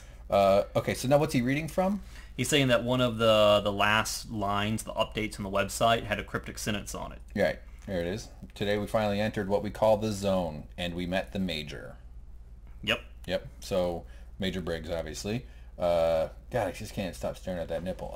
There he goes. Let's think out loud. So he takes him out there. And he kind of brainstorms aloud with him, saying, this guy would have died in a fire, but his body looks to be the same age as it would have been at the time that he allegedly died in a fire, which again goes to the whole Major Briggs electricity, time travel, lodge connection. Yeah. And that Cooper knew Briggs, and right around the time that Cooper started coming back, we find Briggs' body in this weird state that has no seeming explanation for it, because he should be 72 at this time. And that's just some good detective work. Yes. So he was somewhere where he didn't age. Yes. Which is great. Or he time traveled. Oh, like he wasn't anywhere, but he just showed up later? Yeah. Okay, yeah, that makes sense too. Wow, all right. So, man, you just blew my mind. So we got, oh, God, that hurt my neck. Oh, sorry. I don't know what... I need help. James, hold me. So Morticia remembers that there was also a ring in the stomach. And we've seen the ring before. We know it's with love from Janie E to Dougie or something along the lines of that. Yeah, it says to Dougie, love Janie E. Now, what if this sheet just went... Sorry, James, I couldn't resist. Your mind needs soap. I know. you are an afflicted... It's not pleasant, honestly. Like... Every once in a while I do say something funny, but mostly it's just failed attempts at humor. But more than anything in my brain, it's rejected ideas that I have to deal with that no one ever hears or has to suffer through. And only you do. It never shuts down, and I have tinnitus, and it's just a fucking nightmare. I honestly can't wait. You're a baby driver. Yeah. Which means you suck. Which means I dance while bringing people coffee. Yeah. We need to speak with this. Okay, so now they're determined to find this Hastings, right? Yeah. That's the gist of it. So but why does he have Janie's or Dougie's ring inside his belly? We've yet to find out. Has he had any interactions with Hastings? Cooper has. Well, with Hastings? No, not Cooper's Hastings. never met Hastings. Briggs. I meant to say Briggs. Oh, Major Garland Briggs? Well, we know that, Evil Coop, Double Dale, was the last person known to have seen or interacted with him before his alleged death, 25 some odd years ago. Right. Okay. All right. Well, there you go. And they were actually, the real Cooper was friends with him. Yeah. They work closely together. Yeah. Okay, got it. Cool. So it's one of those surgery welding masks, you know, those things where where the blood splatters you and it just hits your face. I always thought those were pretty cool. All right, so we got some remote woods. Jerry's hills. back in the woods. This is Jerry. It makes me wonder if he's back in the woods or if he ever left the woods. Was he still lost up here? Did no one come for him? He's struggling, this guy. He's having a hard time. Something's distressing him. He's locked into his foot, and all of a sudden his foot starts talking. I am not your foot. It's like, what the fuck? What did you think when you saw this? What I started thinking when I saw this was that he's been in the Ghost Woods for a while now, and we know that he was in a heightened state of enlightenment through his use of drugs, which could potentially have opened him to possession of a spirit. And we know that spirits can possess individual body parts because we know Mike possessed Philip Gerard, and some section of his evil spirit, whatnot, got into the arm because of the fire walking tattoo and all that kind of mess. So he had to cut his arm off, and the arm then became its own spirit, which we know as the man from another place, who is now the evolution of the arm. So it's not completely out of the question that he's not simply high, that maybe something has possessed him. Maybe his foot has been taken over by a woodsman or by a more benevolent spirit. Or this is just a wacky scene that means nothing. Could be that too, but he's really concerned. I mean, he's really wigged out about this whole foot thing. Like, he's leaning away, he's trying to get away from it, sort of. Like, and he keeps hitting it, and he's afraid to approach his own foot. Yeah, or sort of reach for it, and he just like gets skittish about it, and he's like, oh god, that was my foot. This is such a weird show, man. And then he seeing it. Go away! He starts telling your foot to go away. He grabs it, and then he like tries to like lift. It's almost like a cat or a dog biting his own tail. leg up. Yeah, picks his own leg up and falls backwards. By the way, if he's on more drugs than pot. Pot doesn't really give you hallucinations. I would think that by this point in time, pot will make you be impressed by your foot. Not really. He would have come down from it by now, I would have thought. Well, who knows? It's hard to say. He is in the woods. By the way, use drugs, everybody. Use all the fucking drugs you can, okay? They're selling you all kinds of garbage on television all the time. The fucking drugs they sell on TV cause suicide. If this causes suicidal thoughts, make sure. And that's legal. I think everything. I mean, I'm not saying drugs. Don't do drugs, everybody. By the way, I don't want to. But just all I'm saying is, it's insane that we differentiate between legal and not legal, because all drugs have consequences. We use them specifically because they have side effects. And we decide that one of those side effects is the intended benefit. That's all a drug is. It's just a substance that changes something in your body. Is it really a side effect if it's the main effect? That's my point. Is that they'll discover drugs they think they're doing something else, and they just, like, I think that's how Viagra was discovered, because a bunch of test subjects were like, hey, I'm getting boners off this thing. Yeah, most FDA-approved medications came about for the purpose that they're primarily used for, because it was discovered that effect occurred when they were trying to treat some other else. side effects. Yes. Yeah. So the drugs being illegal is madness. It's completely crazy.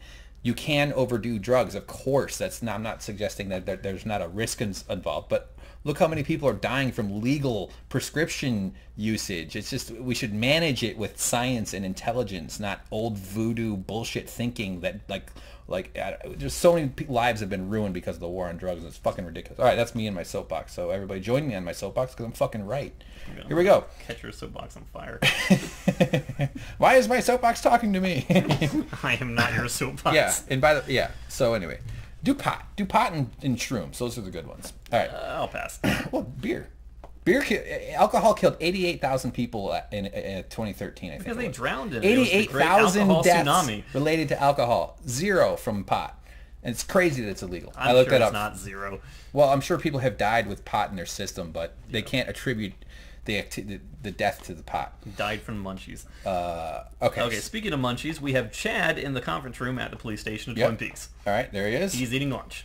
Yep, I like that he ironed over his patch right there. Chad is a piece of crap, as we've come to learn. Yeah, he's just having 2 TV dinners. He was in cahoots with Richard Horn, doing like some sort of a assumed drug trade. Yep, at the casino. He's the guy that got... People pointed out that he was a dude that... Remember the guy with the somebody at the casino handed a dude money, and people in the comments were pointing out that it was this guy. That wasn't a casino, that was a bar. Oh, well, same difference. Pretty big difference. Well, fair enough. All right, at a bar. I'll admit when I'm wrong. Yeah.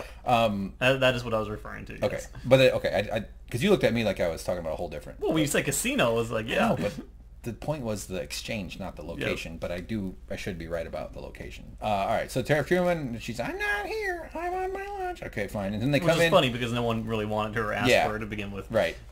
But she's just letting him know that she's not available. She's busy. But, okay, door closes. Take her lunch to the lunchroom. He's like, but you guys put coffee in... Well, he basically said lunch is not allowed. Donuts all the time. So they have this whole thing where he gets up, he stacks up his shit, he grabs his things. It's a little bit tricky to walk. Hawk won't even open the door right away. He's like, can you get the door? Come on. No one likes him. He's a garbage person.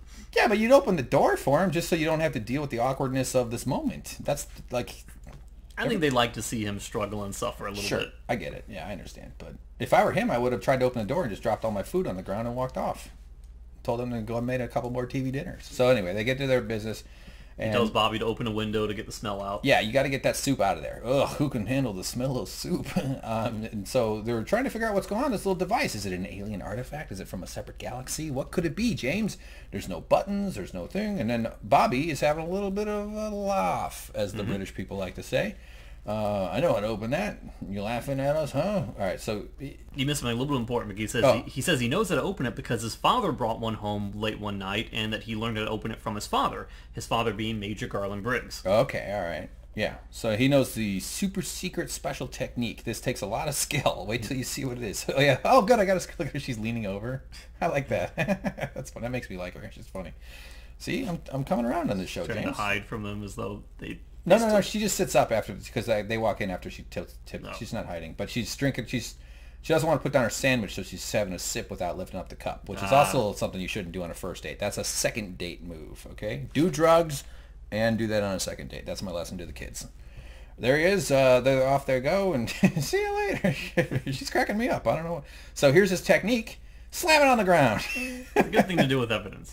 Yeah, like I think you would have like brought in like a specialist or something. You just don't throw it. I mean, it works and it's okay, but they're like the government. They're supposed to be a little bit more judicious, I guess, or careful. And so he just slams it on the ground and off it goes, flinging. He picks it up and... but it emits this resonating hum afterwards. Yeah, and he makes them all hear it, listen to it, kind of, and they're like, oh, wow. So what do you think the humming is, James? I'm sure people are going to analyze it and start saying something like, oh, the hum matches perfectly to the hum that we hear in the Great Northern, or it appears to be, Yeah, it's connected to it's something. a little bit too early for us to tell until someone does the legwork on it, but I think there might be something to it. Oh, okay, all right. Well, we always got to trust in David Lynch, our one and only savior. So then the other one goes far, and he runs off and grabs it. Hey, guys, I got it. So that it cracks it open. It worked. Mm-hmm. And they pull out a little piece of paper, rolled up. And it's got a bunch of symbols and stuff. So I was pounding on the screenshots here. I want to make sure we get it all. So we know that when the log lady was abducted in the woods, she reemerged along with Carl Rod, who was abducted along with one other child. Many, many years ago, they emerged with patterns burned into their flesh behind her knee. It was a series of raised triangles. Yeah. So these are triangles. This also could be Twin Peaks. Yeah. 253 is an important number. Haven't we seen that before a bunch of times? Yeah, and there's a bunch of stuff on here that I don't think is supposed to make sense to us yet, but I think will obviously become more and more critical as time goes on. Right. Put some before leaving Jack Rabbit's place, put some stuff in there in your pocket. Okay, east. All right, 253 yards. Interesting. This looks like a spider parachuting. But there's some dates on there too. 10-1 and 10-2, I believe, is what that one is. We have some more of them too. So they basically read what we just read there, and he goes. So Jack Rabbit's palace means absolutely nothing to me at the time. Means nothing to them. But again, Bobby knows what it is. Yeah, as though his father foresaw this, knew Bobby was going to be in this position because he was time traveling, perhaps. Yes. And left these clues specifically for Bobby to crack. And he did it again. Is Bobby talking? Yes. And then this is the other guy talking, saying what? I know exactly where it is. My dad, when I was a little kid, it was our thing. They made it up. It's a thing that only he and his dad could have known about, or maybe someone in his family. And it was something that Bobby himself named. It was a place that they considered to be their make-believe world. Yeah. So Jack Rabbit, as far as I know, isn't that the rabbit?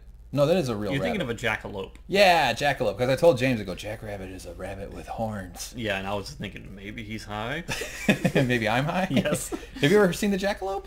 Yeah, it was it was a gag. It was like a toy or like a fake. Yeah, but not a Jack Rabbit. Because we had one. My dad is a hunter. I've hunted. And I've shot guns, and I mean, my dad gave me a gun for Christmas when I was 13 years old. So I grew up in like a Republican hunting house, and I'm not against hunting. What am I saying? Why am I fucking? But we had a jackalope on the wall. In our basement. You murdered an innocent creature and made it into a hybrid monster. I used to put my keys on it. That's a callback to the horse, James. I grew up in a Republican gun place too, but I never committed murder. Well, there's also Democratic gun places too. The world is, we're a blended mix. Everybody has different things. It's just that we've all been. I nursed animals back to health. Politicians instead of ripping their life force away from them. Politicians benefit from our ignorance and our innate tribalism, so they use that to get our way, so that billionaires can get what they want. Because it's not about the poor people having, it's about the fuckers with money. Those are the ones that have power. So what does the other sheet behind there say? Oh yeah, sorry. All right. So yeah, there's a bunch of numbers and stuff, and it says Cooper. But what do you think all the other numbers are, James? Okay, so what this is that there is a scene in the prior seasons when Major Garland Briggs visits Dale Cooper in his hotel room in the Great Northern, room 315, and he says, there's something I need to show you. And it was something that was essentially top secret. It wasn't something he was supposed to share with the FBI, but he got permission, I believe, from Doug Milford, who was the head of the program at the time, who was passing the torch on to Major Garland Briggs. And what they had done was, above Twin Peaks, they built like a radio observation center, where they were listening to transmissions coming from deep space, and it was mostly gobbledygook and nonsense. But I think what happened, and correct me if I'm wrong in the comments about this, is that they pointed the receivers to a terrestrial target in the Ghost Woods. They pointed it at Twin Peaks itself, and they picked up this transmission, and in it was a bunch of Cooper. Right. So what they do though is they interpret it as two Coopers. But there were more than two Coopers. Well, look, there's a third one there. Yeah. And I need to go back to the original episode to see how many Coopers there were there, because we know that there's more than one Cooper. There's essentially at least three Coopers: Dougie, Coop, and Doppelcoop. So it would be interesting to go back to see exactly where the source of the signal came from. Was it space or was it terrestrial? I have a memory it was terrestrial, but more importantly, how many Coopers came through? Yeah. Well, we don't know. It's cut off. Maybe there's more. But we don't. This is a mysterious item, though. Yes. Briggs has obviously got a lot of influence on. Right, but Briggs was aware of this, obviously, and Cooper was aware of this because he presented it to him before he became Bubble Cooper. Right. And by the way, look how gross your skin gets when you get old. Oh my God. He just got out of the bathtub. Leave him alone. He had his fingers up his butt. All right, so there he is. They're like, oh, interesting. All right, so now we're at the police station, and Diane is out having a smoke. She's a little bit surly. She's not happy, but she's got her smokes. Makes her feel better. We came out to join you, Diane. And then, boy, did they join her. Look at this shot. This went on for about 20 hours. We know Diane hates Tammy. Oh, yeah, right. Yeah, so it's almost, I interpreted it almost as though it was like she doesn't want to discuss or say anything in Tammy's presence. Oh, I see. I just took it as they're weird. I don't know. And Tammy is actually, she deserves a lot more credit than most people know. It's like, I don't want to give away any huge spoilers, but there is The Secret History of Twin Peaks. Great book. I'm glad people recommended it to me. I read it last weekend. And the entire... Wait, you should have said it at the beginning, man. But and the premise of the whole book is that it's being written by a person who archives how do you say it? Archivist. Is it an archivist or archivist? Archivist. Yeah. So it's being written by this mysterious person, and it's being footnoted by a person from the FBI whose name has been redacted, but the initials are TP. Okay. And you find out at the very end of the book that the archivist is actually Major Garland Briggs. Oh. And you find out that the FBI agent who has been footnoting the whole thing and following the case is Tammy Preston, who was her. Tamara. Is Tammy short for Tamara? Yes. Well, yeah. Wow, learn something new every day. Wow, that's good background info. Mm-hmm. Cool. All right, so anyway, then he suggests he asks if he could have a drag off that smoke, and then they start reminiscing. I like that face even. She's like, really? You want to be smoking? What are you, fucking 70? You're going to start smoking now, you old man? You weirdo? Whoa! Once the nicotine hits you, it makes you want to make weird TV shows. We used to smoke. And then they have a nice little reminiscence about all the smoking they used to do together, which is what smokers do, right? Remember when we used to waste a giant percentage of our income on our addiction because this fucking stupid product? Don't do smoking, everybody. Actually, I think smoking should be illegal. After my rant. Yeah, after you say that, drugs should be legal, but only the drugs I like. I'll explain. I literally think it should be illegal because humans are hypocritical by nature. It kills 500,000 Americans every year. It kills 6 million people globally. That's crazy. Don't you it's like crazy. Less traffic? Well, good point. All right, so there we go. I grew up in a smoking household, by the way. So did I. That's probably where it comes from. My ceilings were bright yellow, and they weren't painted that way. I tried to clean them many times, and it was so I've had to clean smoked up shit like glass and stuff, and it's like, what? It's just this tar, nasty. And if it looks like that on the ceiling, imagine what it looks like in your lungs. Oh, I'm sure. Anyway, yeah. Diatribe over. There you go. What a controversial stance, yes. James. It's also not cool or sexy. So we've got Bill Hastings in an interrogation room. Yeah, sorry. There you go. And they send in Tammy. She's very competent. She's good at her job. Yeah. So would you state your name? And he's all he's freaked out because at first, he knows he's in trouble, but now the FBI is in there, so right. that's an extra level of intimidation. Yes, he's a blubbering mess. And that is the chair. Where? Oh, that chair right there. Yep, the chair. That's funny. There's a woodsman in it. James, you got a great chair, Dar. Yeah. So she's interested about the blog. Yeah. Because as they're aware that there's, the White Lodge, the Black Lodge, Ultimate Dimension, they're becoming more and more keen to the existence of this other world. Right. And they want to know if he's made contact with it, because he said that he met with the Major, which is key because that could potentially crack the case open wide. Yeah. Yeah. And he goes, Scoob! Where's the van? All right, so we met the Major, so they're talking about all that stuff. Which he wrote on the blog. Yeah. And she had indications that if we went to a certain place. So now he's explaining, like, yeah, we went there, it was crazy. But he said that Ruth was the one, the librarian, the person who was, Ruth Davenport, the dead woman that he was having an affair with, said that she was good at finding old records and things like that, and that if they met at a certain place at a certain time, they would make contact, and they met the Major there. And is that the numbers for the coordinates part? Is that what you're talking about? Potentially. We don't know yet. Oh, okay.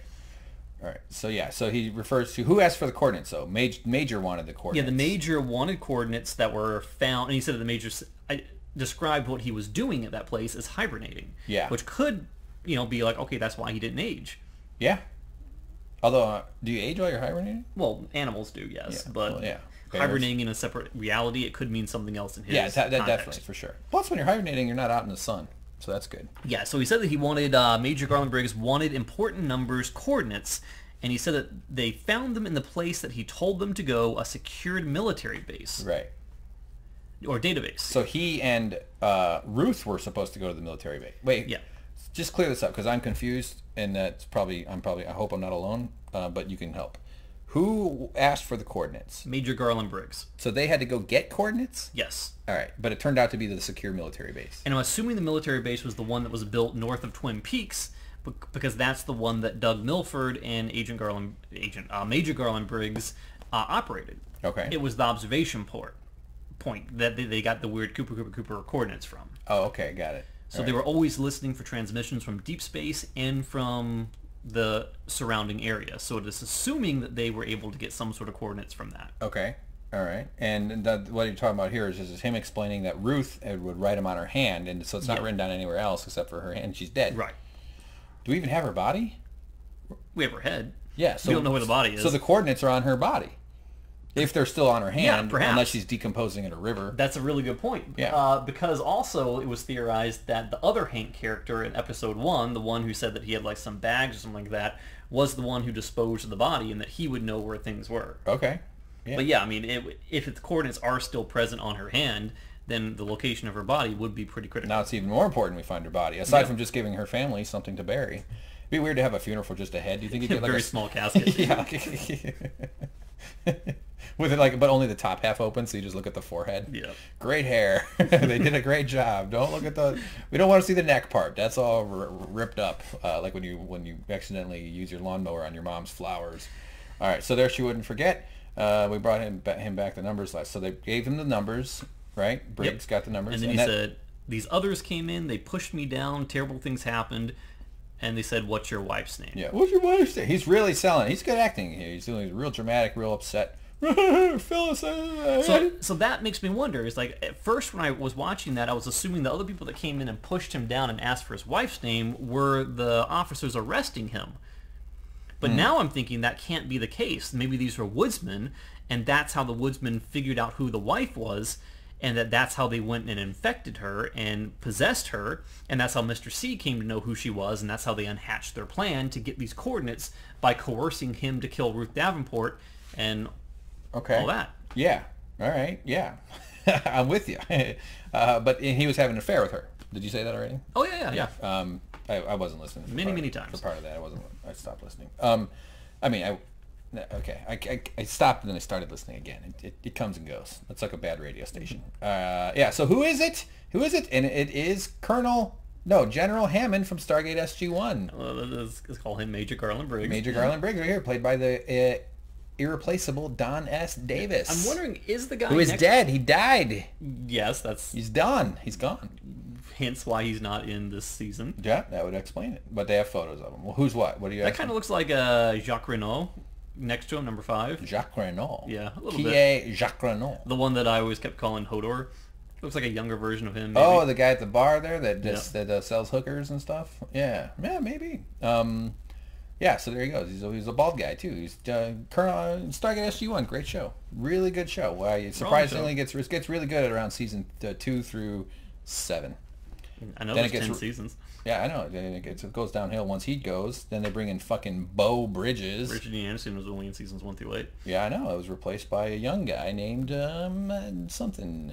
Mike Judge has a coaster on his forehead. Chris Judge, his name. Chris Judge. Mike Judge was the other guy. Mike Judge is the creator of King of the Hill. Same dude. Silicon Valley. Also has a coaster on his head because he also follows me on Twitter. That's motherfucker. Nice. Anyway, fucking Mike Judge follows me on Twitter. I met Matt Groening this year, and then Mike Judge follows me on Twitter. James, my animation dreams are coming true. I love Mike Judge. He's like my hero, not just because he's a bald, successful guy, because he's made amazing television, and that's what I want to do for a living. Okay, so something cool happens. Oh yeah, something cool. So she asked if he can identify who this major is, so he can actually, say that this was literally the person that you met. He was able to easily identify him, circles it, initials it. Yep.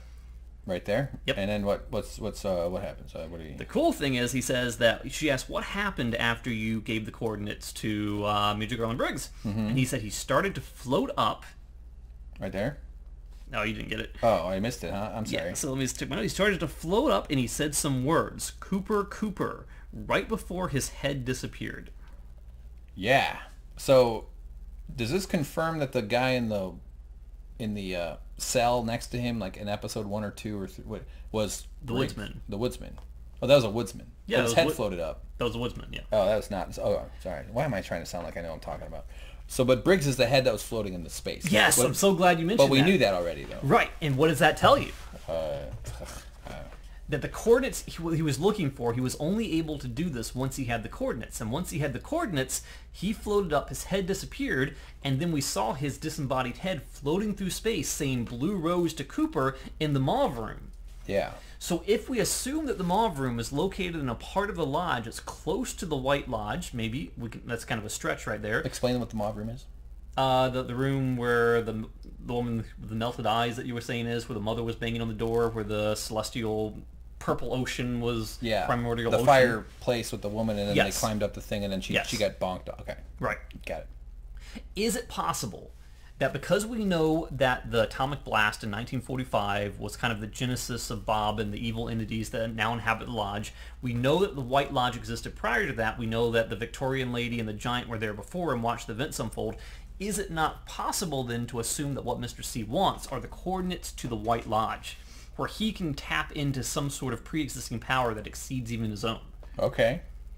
Could be. And Major Garland Briggs wanted the coordinates so he could get there to warn Cooper before any of this happened. So if the coordinates do in fact lead to a part of the lodge that Mr. C cannot access yet, that would vis-a-vis lead into the White Lodge, maybe that's his whole modus operandi. Yeah. Man, I gotta close my eyes and concentrate whenever James goes on these these tears. I wonder if anybody else in the comments needs to like focus really hard when James starts talking about that stuff. Not because you're being confusing, but it's just piecing all those different names and locations together, plus with the multiple timelines and multiple dimensions. But I don't think there's any coincidence that he said that he floated up and his head disappeared after getting the coordinates, and we saw Cooper seeing his disembodied head floating through space. Yeah. He was going to find Cooper. So he was there because of Cooper at that moment. And the coordinates either relate to the location of Cooper or to a location deep within the lodge. Okay. All right, yeah. Sounds like you're on the right path. I think you're probably right. I don't like I have any way of telling either way. Right before his head disappeared, okay, it was something like no one's ever seen before. I've never seen anything like it. Oh my God. He says, beautiful. So he's seen some otherworldly, heavenly shit going on. But then he also says there were so many people there. Yeah. Which makes me kind of think back to, Philip Jeffries in the convenience store and all the people, all the evil entities kind of... Oh, the woodsman moving around? Yeah, and I kind of hesitate to call them evil because it's not clear what their motivations are, but I think after episode 8 and seeing what the woodsmen were doing, it's hard to describe them as anything other than antagonizing forces. Right. But do they have their own minds? Like, are they evil the way an independent operator is evil, or are they evil the way, like, bugs are evil? It's tough to know. Like bugs are evil, but they're not fucking evil. They're just little weird, little programmed instinct machines that do their thing. Yeah, I don't know. That's all good stuff. Thank you, James. This is the theme tonight is gratitude. Hank has a new attitude of gratitude. And you love the show now because you watched the pilot episode. I do. I'm into it now. I am perpetually perplexed by the entire fucking thing, but I can at least stay awake. So it's getting better. I was in my home. There's so many people there. So he's talking about, but that's not his house. That's talking about where he was. It could mean that he was in his house surrounded by entities from the lodge because we assume that he was possessed by a woodsman, or it could be that he was in his house and it was the cops busting in to arrest him. It's hard to really know. Because he's pretty stressed out, yeah. All right, yeah, I don't know what's happening. But he was banging Ruth. Yes. Yeah, and they were going to go baby to Ruth. Bahamas, drink mixed drinks on the beach. That sounds like fun. I went on a cruise once with my girlfriend at the time, and God, cruises are terrible. They're horrible. Why would you go on a cruise? You want to go get drunk at a mall? Do it for 2 hours. So on a hot afternoon, don't go on a fucking cruise. You get seasickness. You got to deal with a bunch of idiots running around. We did make some friends on the boat, actually. They were pretty fun. The one guy was in the Navy or something. All right, so here we go. We're going to soak up the sun. Let's go to the Bahamas. He's so sad and upset. Oh, yeah, scuba diving. I wanted to go... Scuba diving. Oh, hey, Scoob.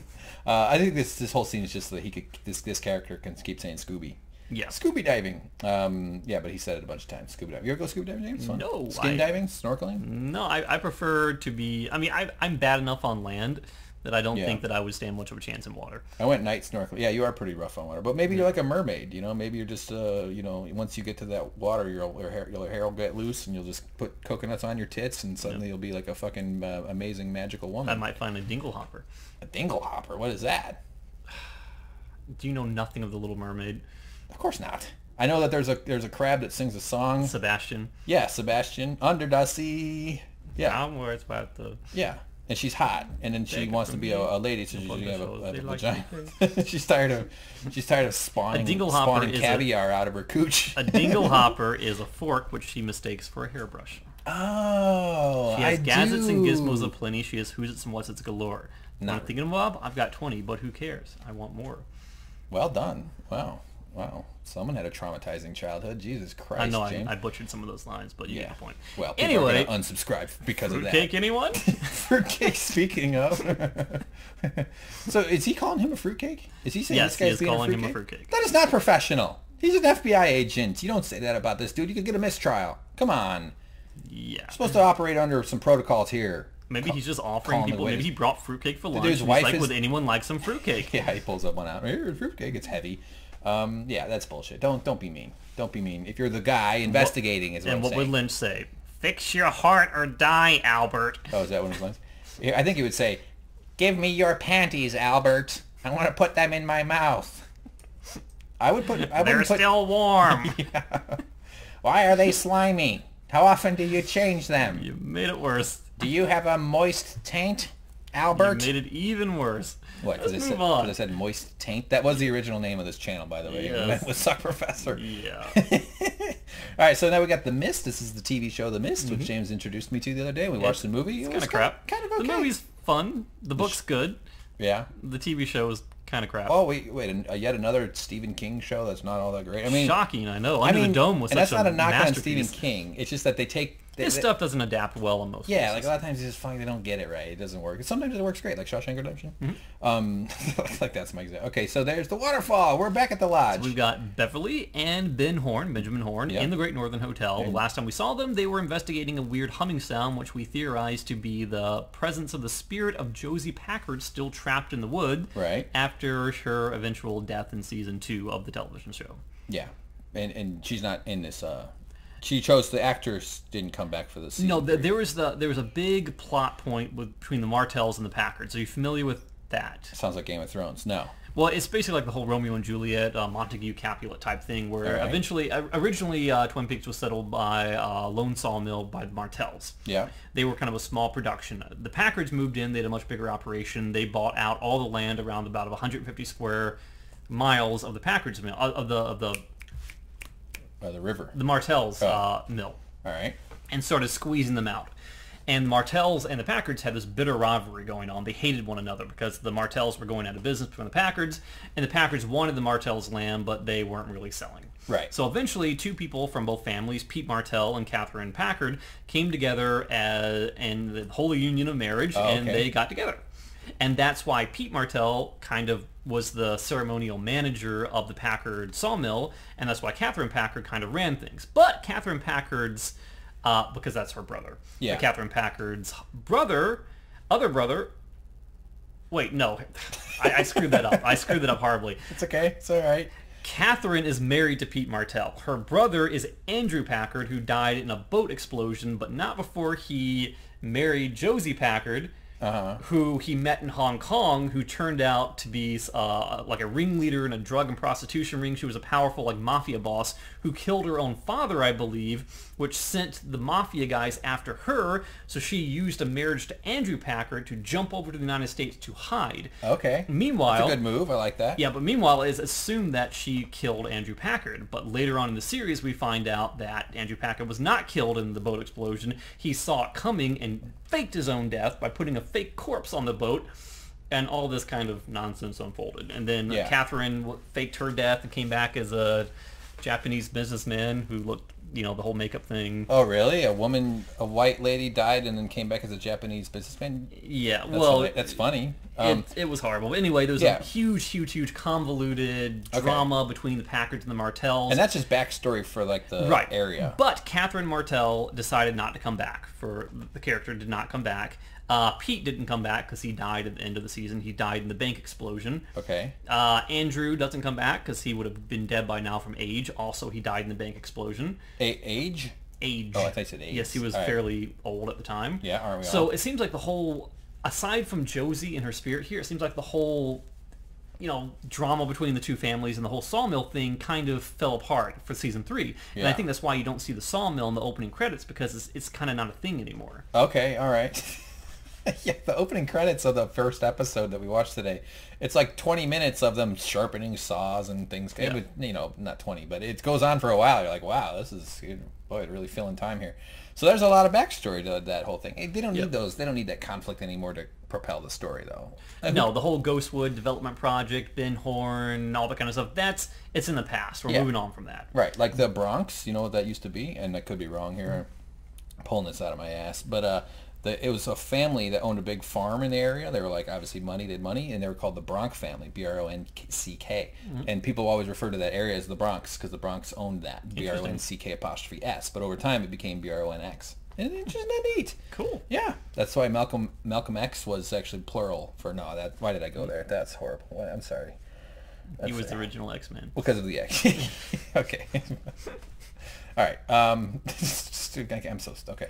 So now they're looking for this tone, and they're kind of trying to figure it out. But they have a little bit of a little moment together. They even lean. They're touching. People are always aware when they're being touched, so it's never really an. I mean, it can be an accident, but sustained touching is not an accident. It's almost as though she is trying to bring this romance on, and we know from the prior episodes that she lives with, I assume it's her husband, Tom, who appears to be stricken by some sort of horrific degenerative disease, cancer or something like that. He's infirm, which is somebody helped us in the comments with that word. That's what you were looking for? Yeah. Oh. I was saying invalid or something. Oh. Yeah, infirm. Thank you, Carmen. I thought you were going for incontinent. No. Doesn't that mean you can't shit? Yes. Yeah. No, that's constipated. Well, it means the same thing. Oh, they do? Yeah. Oh, all right. I was thought just like flammable and inflammable. I thought the same thing. Yeah, that's right. I thought that incontinent meant you were on North America. Yes. Yes. Great joke. Go ahead. Anyway, so they kind of turn at the same time. I believe that Beverly is trying to play him for money or for some sort of position of power in order to either hatch a scheme with Tom or to help Tom in some capacity. I don't think she's as innocent as she shows herself to be. Really? You don't think a woman like her would be into a red-hot fuck machine like this guy? Look at him. He is irresistible. He makes me want to turn to the other side just for a night of glory. But he has the wherewithal to say, I can't do this. This is wrong. And right, she he does says, resist. you know, you're a good man. She kind of goes in at him and touches her face. And now they're ready to... I would have gone for it. I mean, are you kidding me? It's Ashley Judd, dude. You break all your vows for her. I would have break my vows and I'm never even going to meet Ashley Judd. Yeah. Yeah, look at him. She's so fucking sexy. He needs to go out there and find his brother in the woods. Yeah, his brother's out there fighting his shoe. Yeah. So what if that's what he said? He goes, yeah, sorry, I really want to bang you, but my brother's fighting a shoe. Also, I'm so old my dick barely works anymore. But anyway, all right, yeah. And she looks down and a voice says, I am not your boobs. Her boobs talking to her. Yeah. All right, so that's, this is an interesting thing. We'll see where it goes. I don't know. What's up with this with the humming, but it might be Josie Packard. Do you think possibly the coordinates lead to that corner, and that's where the dimensional rift is thinnest? I don't know. I mean, and that when Dale Cooper comes back to room 315, he'll resonate with that and be able to find it, because when we see him staring longingly at the electrical outlets, and we can know that he can see Mike in the lodge, so he still has a strong connection. So you don't think it's Josie Packard, though, who got stuck in the wood? I still think there's something to it in that, because we even see, like in the original seasons, that Pete Martell is, I think at one point, he's talking to Josie in the wood. Yeah. Yeah. Because Pete Martell and Josie kind of have a special connection, because... Well, everybody knows that. He was teaching her English. Oh, okay. But she already knew English, but she was playing dumb because she was pretending to be someone that she wasn't. Fulfilling her role. Yeah, she didn't want to let him know that she was a crime boss. Yeah. All crime bosses speak English because they got to do business with Americans. Yeah. Because we're a bunch of corrupt motherfuckers. Yeah, but he was kind of like the lovable doofus that had taken a liking to her in a friendship way. Yeah. By the way, Americans aren't the only people that speak English. We just invented the language and named it after England. Mm-hmm. Oh, my neck. I just hurt I just tried to look at James and hurt my neck. Serves you right. I know. Ow. It's like instant karma. It's like God has just implanted a pain device in my neck. And I secretly have a remote control behind me. Yeah. Echo. Or what do you call it? I call it Echo. Echo. Damage Hank. Yes. All right, so, wow, there's a lot going on with this show. Okay, so then, okay, cool, we're at our bar, our favorite place. Someone steps in a puddle, classic filmmaking. If it's a reflection on the ground, you're just negligent not to film it. So you get that, the bang bang thing. We've got a fucking guy playing with his toy here, with his DJ box. I feel like we should know who this is. Is this Lynch's son, or is this, I don't know. No, look, he's got sperms on his t-shirt. Is this Bing? Yeah, I don't know, it's hard to see. But anyway, it's just bad music. It goes, so then we have a couple of girls. This chick is a little beat up. Something's going on with her. She's all, her eyes are fucked up. Her teeth are shitty. Yeah, I don't think we've seen her. We're getting meth user or some sort of, she's lost in that world. This is not the kind of drug use I'm talking about. I'm just safe above board drug use. And, still doesn't have to. All right, so, anyway, just drinking beers, which are just real. So, I haven't seen her in a while. That fucker. So she's had jobs, and she's struggling to hold on to her job. Yeah, apparently her last job where she was fired from flipping burgers. So it's possible that she worked maybe at the Double R Diner.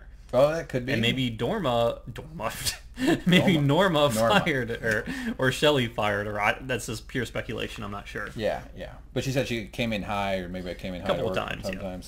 So there she is, struggling. Oh yeah, then she starts going at her armpit. This is horrible. Like, good God. I don't want her serving me burgers. Yes, I do. I would like her to warm them up in her armpit. But there is something that she said that was interesting in the very beginning of this that I don't think you got. Okay. Where she says, How dare you know that zebra's out again. Oh yeah, the zebra. What the hell are they talking about? I was wondering if zebra was like a code name for a person who got out of prison or something. I don't know. Yeah. And then at the very end of this conversation, she says, have you seen that penguin? Yeah, you know the penguin. And you made a good connection. Wait, pronounce that again. Penguin. Penguin? What? What do you say? Penguin? Penguin? Penguin. Penguin? Penguin. Are you insane? You say it. Penguin. Penguin? Penguin. That's phonetically how it would be pronounced, but I've never... Where's this penguin? Penguin. Wait, you say it now. You're messing with... I know, I can't... Penguin? Penguin. Hey, let's go to the park and look at the penguins. We'll bring them bread, and then they'll fucking die from the bread. I'm not disputing that the way you're saying it is probably correct. I'm just saying that most people... I've never heard anyone say it that way before. Well, you got to start watching more of Animal Planet there, buddy. All right, because it's the right. No, I honestly don't give a shit if people don't pronounce words correctly, but I think the way you say it is interesting. I think it's probably related to the regional dialect. Well, the phonetic is like P-I-N-G-O-N-E, penguin, or it's a penguin.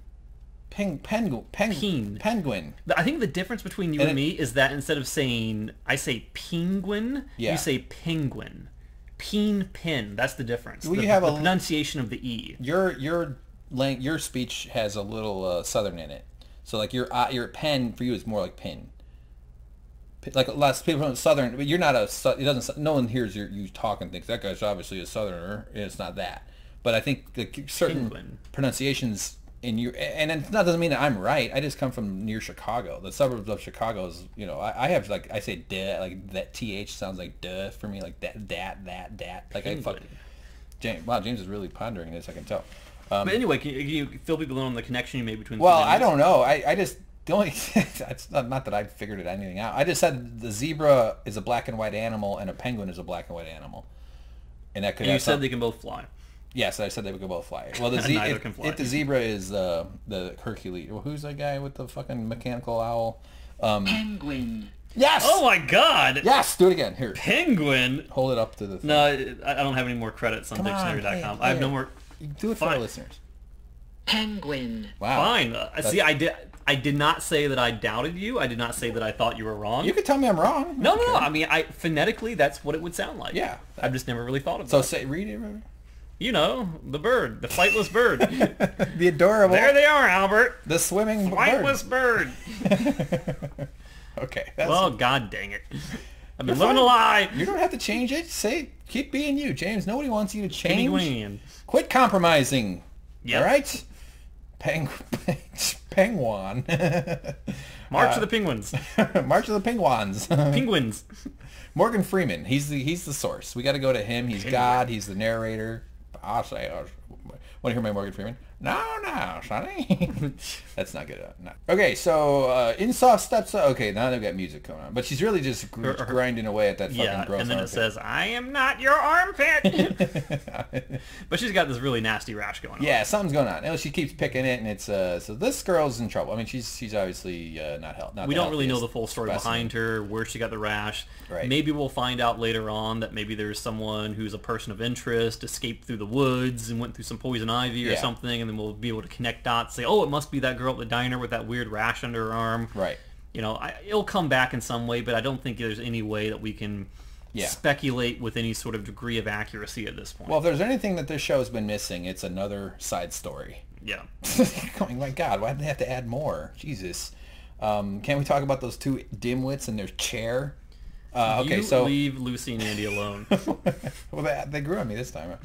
I like dimwits because I relate to them. All right, so then we got finally when these band came, I go, oh yes, a credits band finally, and then starring Kyle MacLachlan. By the way, that little video of him answering questions, he seemed like such a nice guy. Oh, I've heard nothing but great things about him in terms of like. But like you got a vibe off of him. Like some people are just nice because they're doing it at work, but he seemed like he was just kind, genuinely a good dude. Nice little jokes, but not too much. He's just everything was just right with him. I was like, wow, this guy really seems like a great fella. And so then we look at here.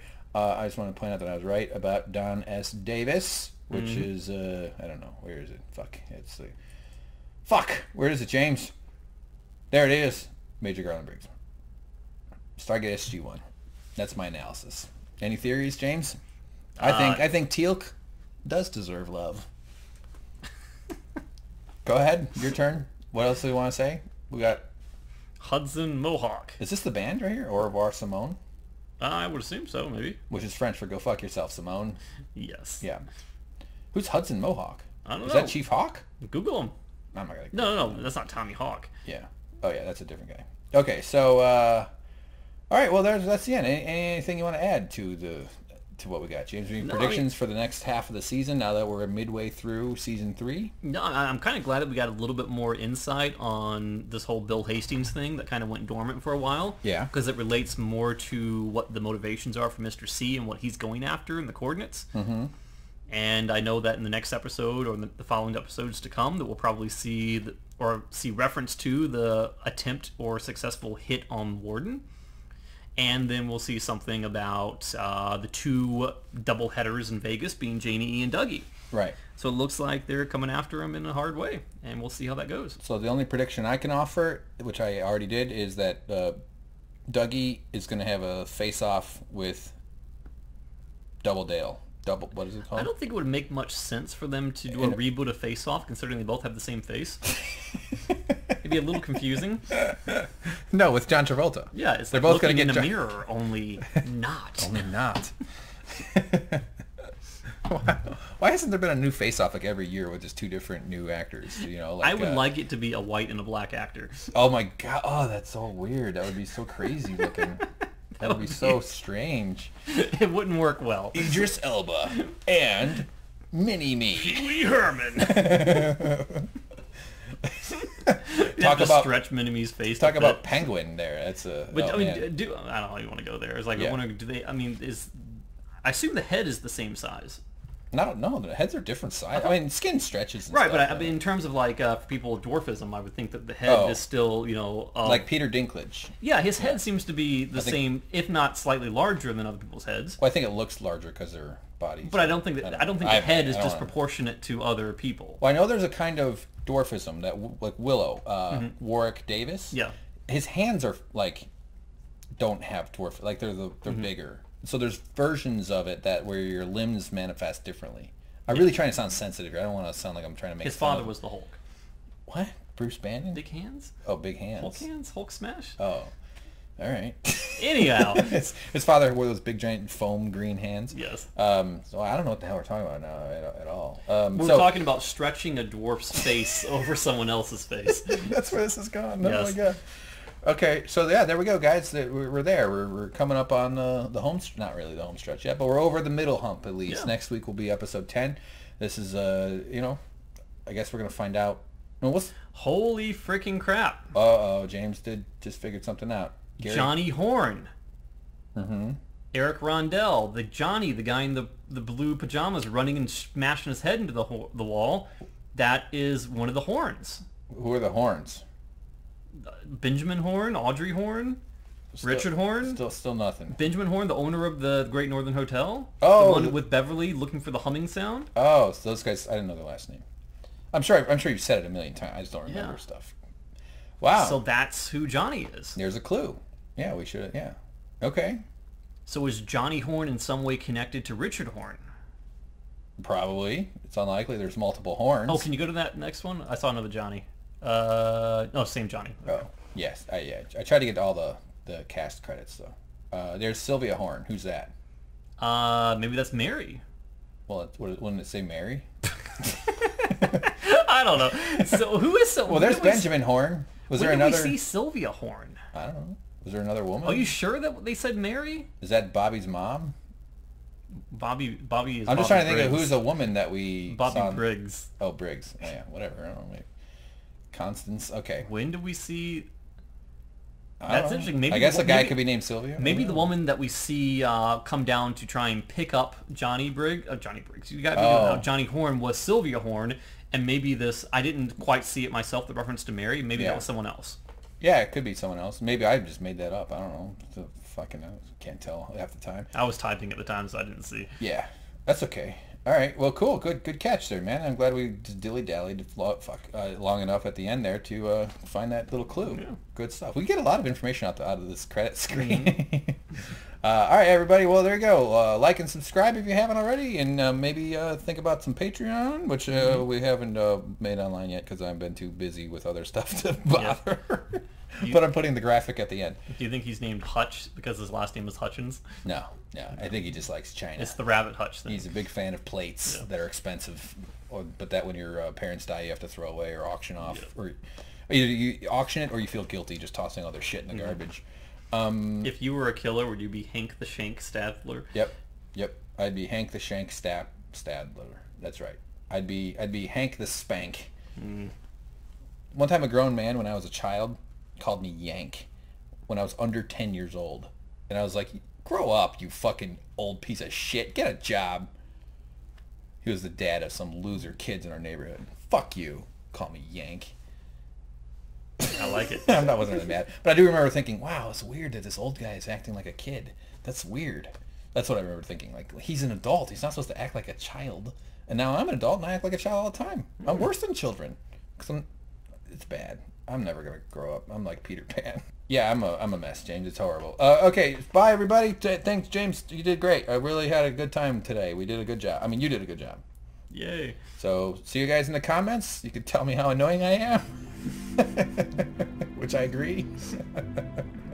But I don't think those people would make it this far. Ow, my neck. Fuck. This sucks. I hope this is better soon. Oh, I'm getting a Prius.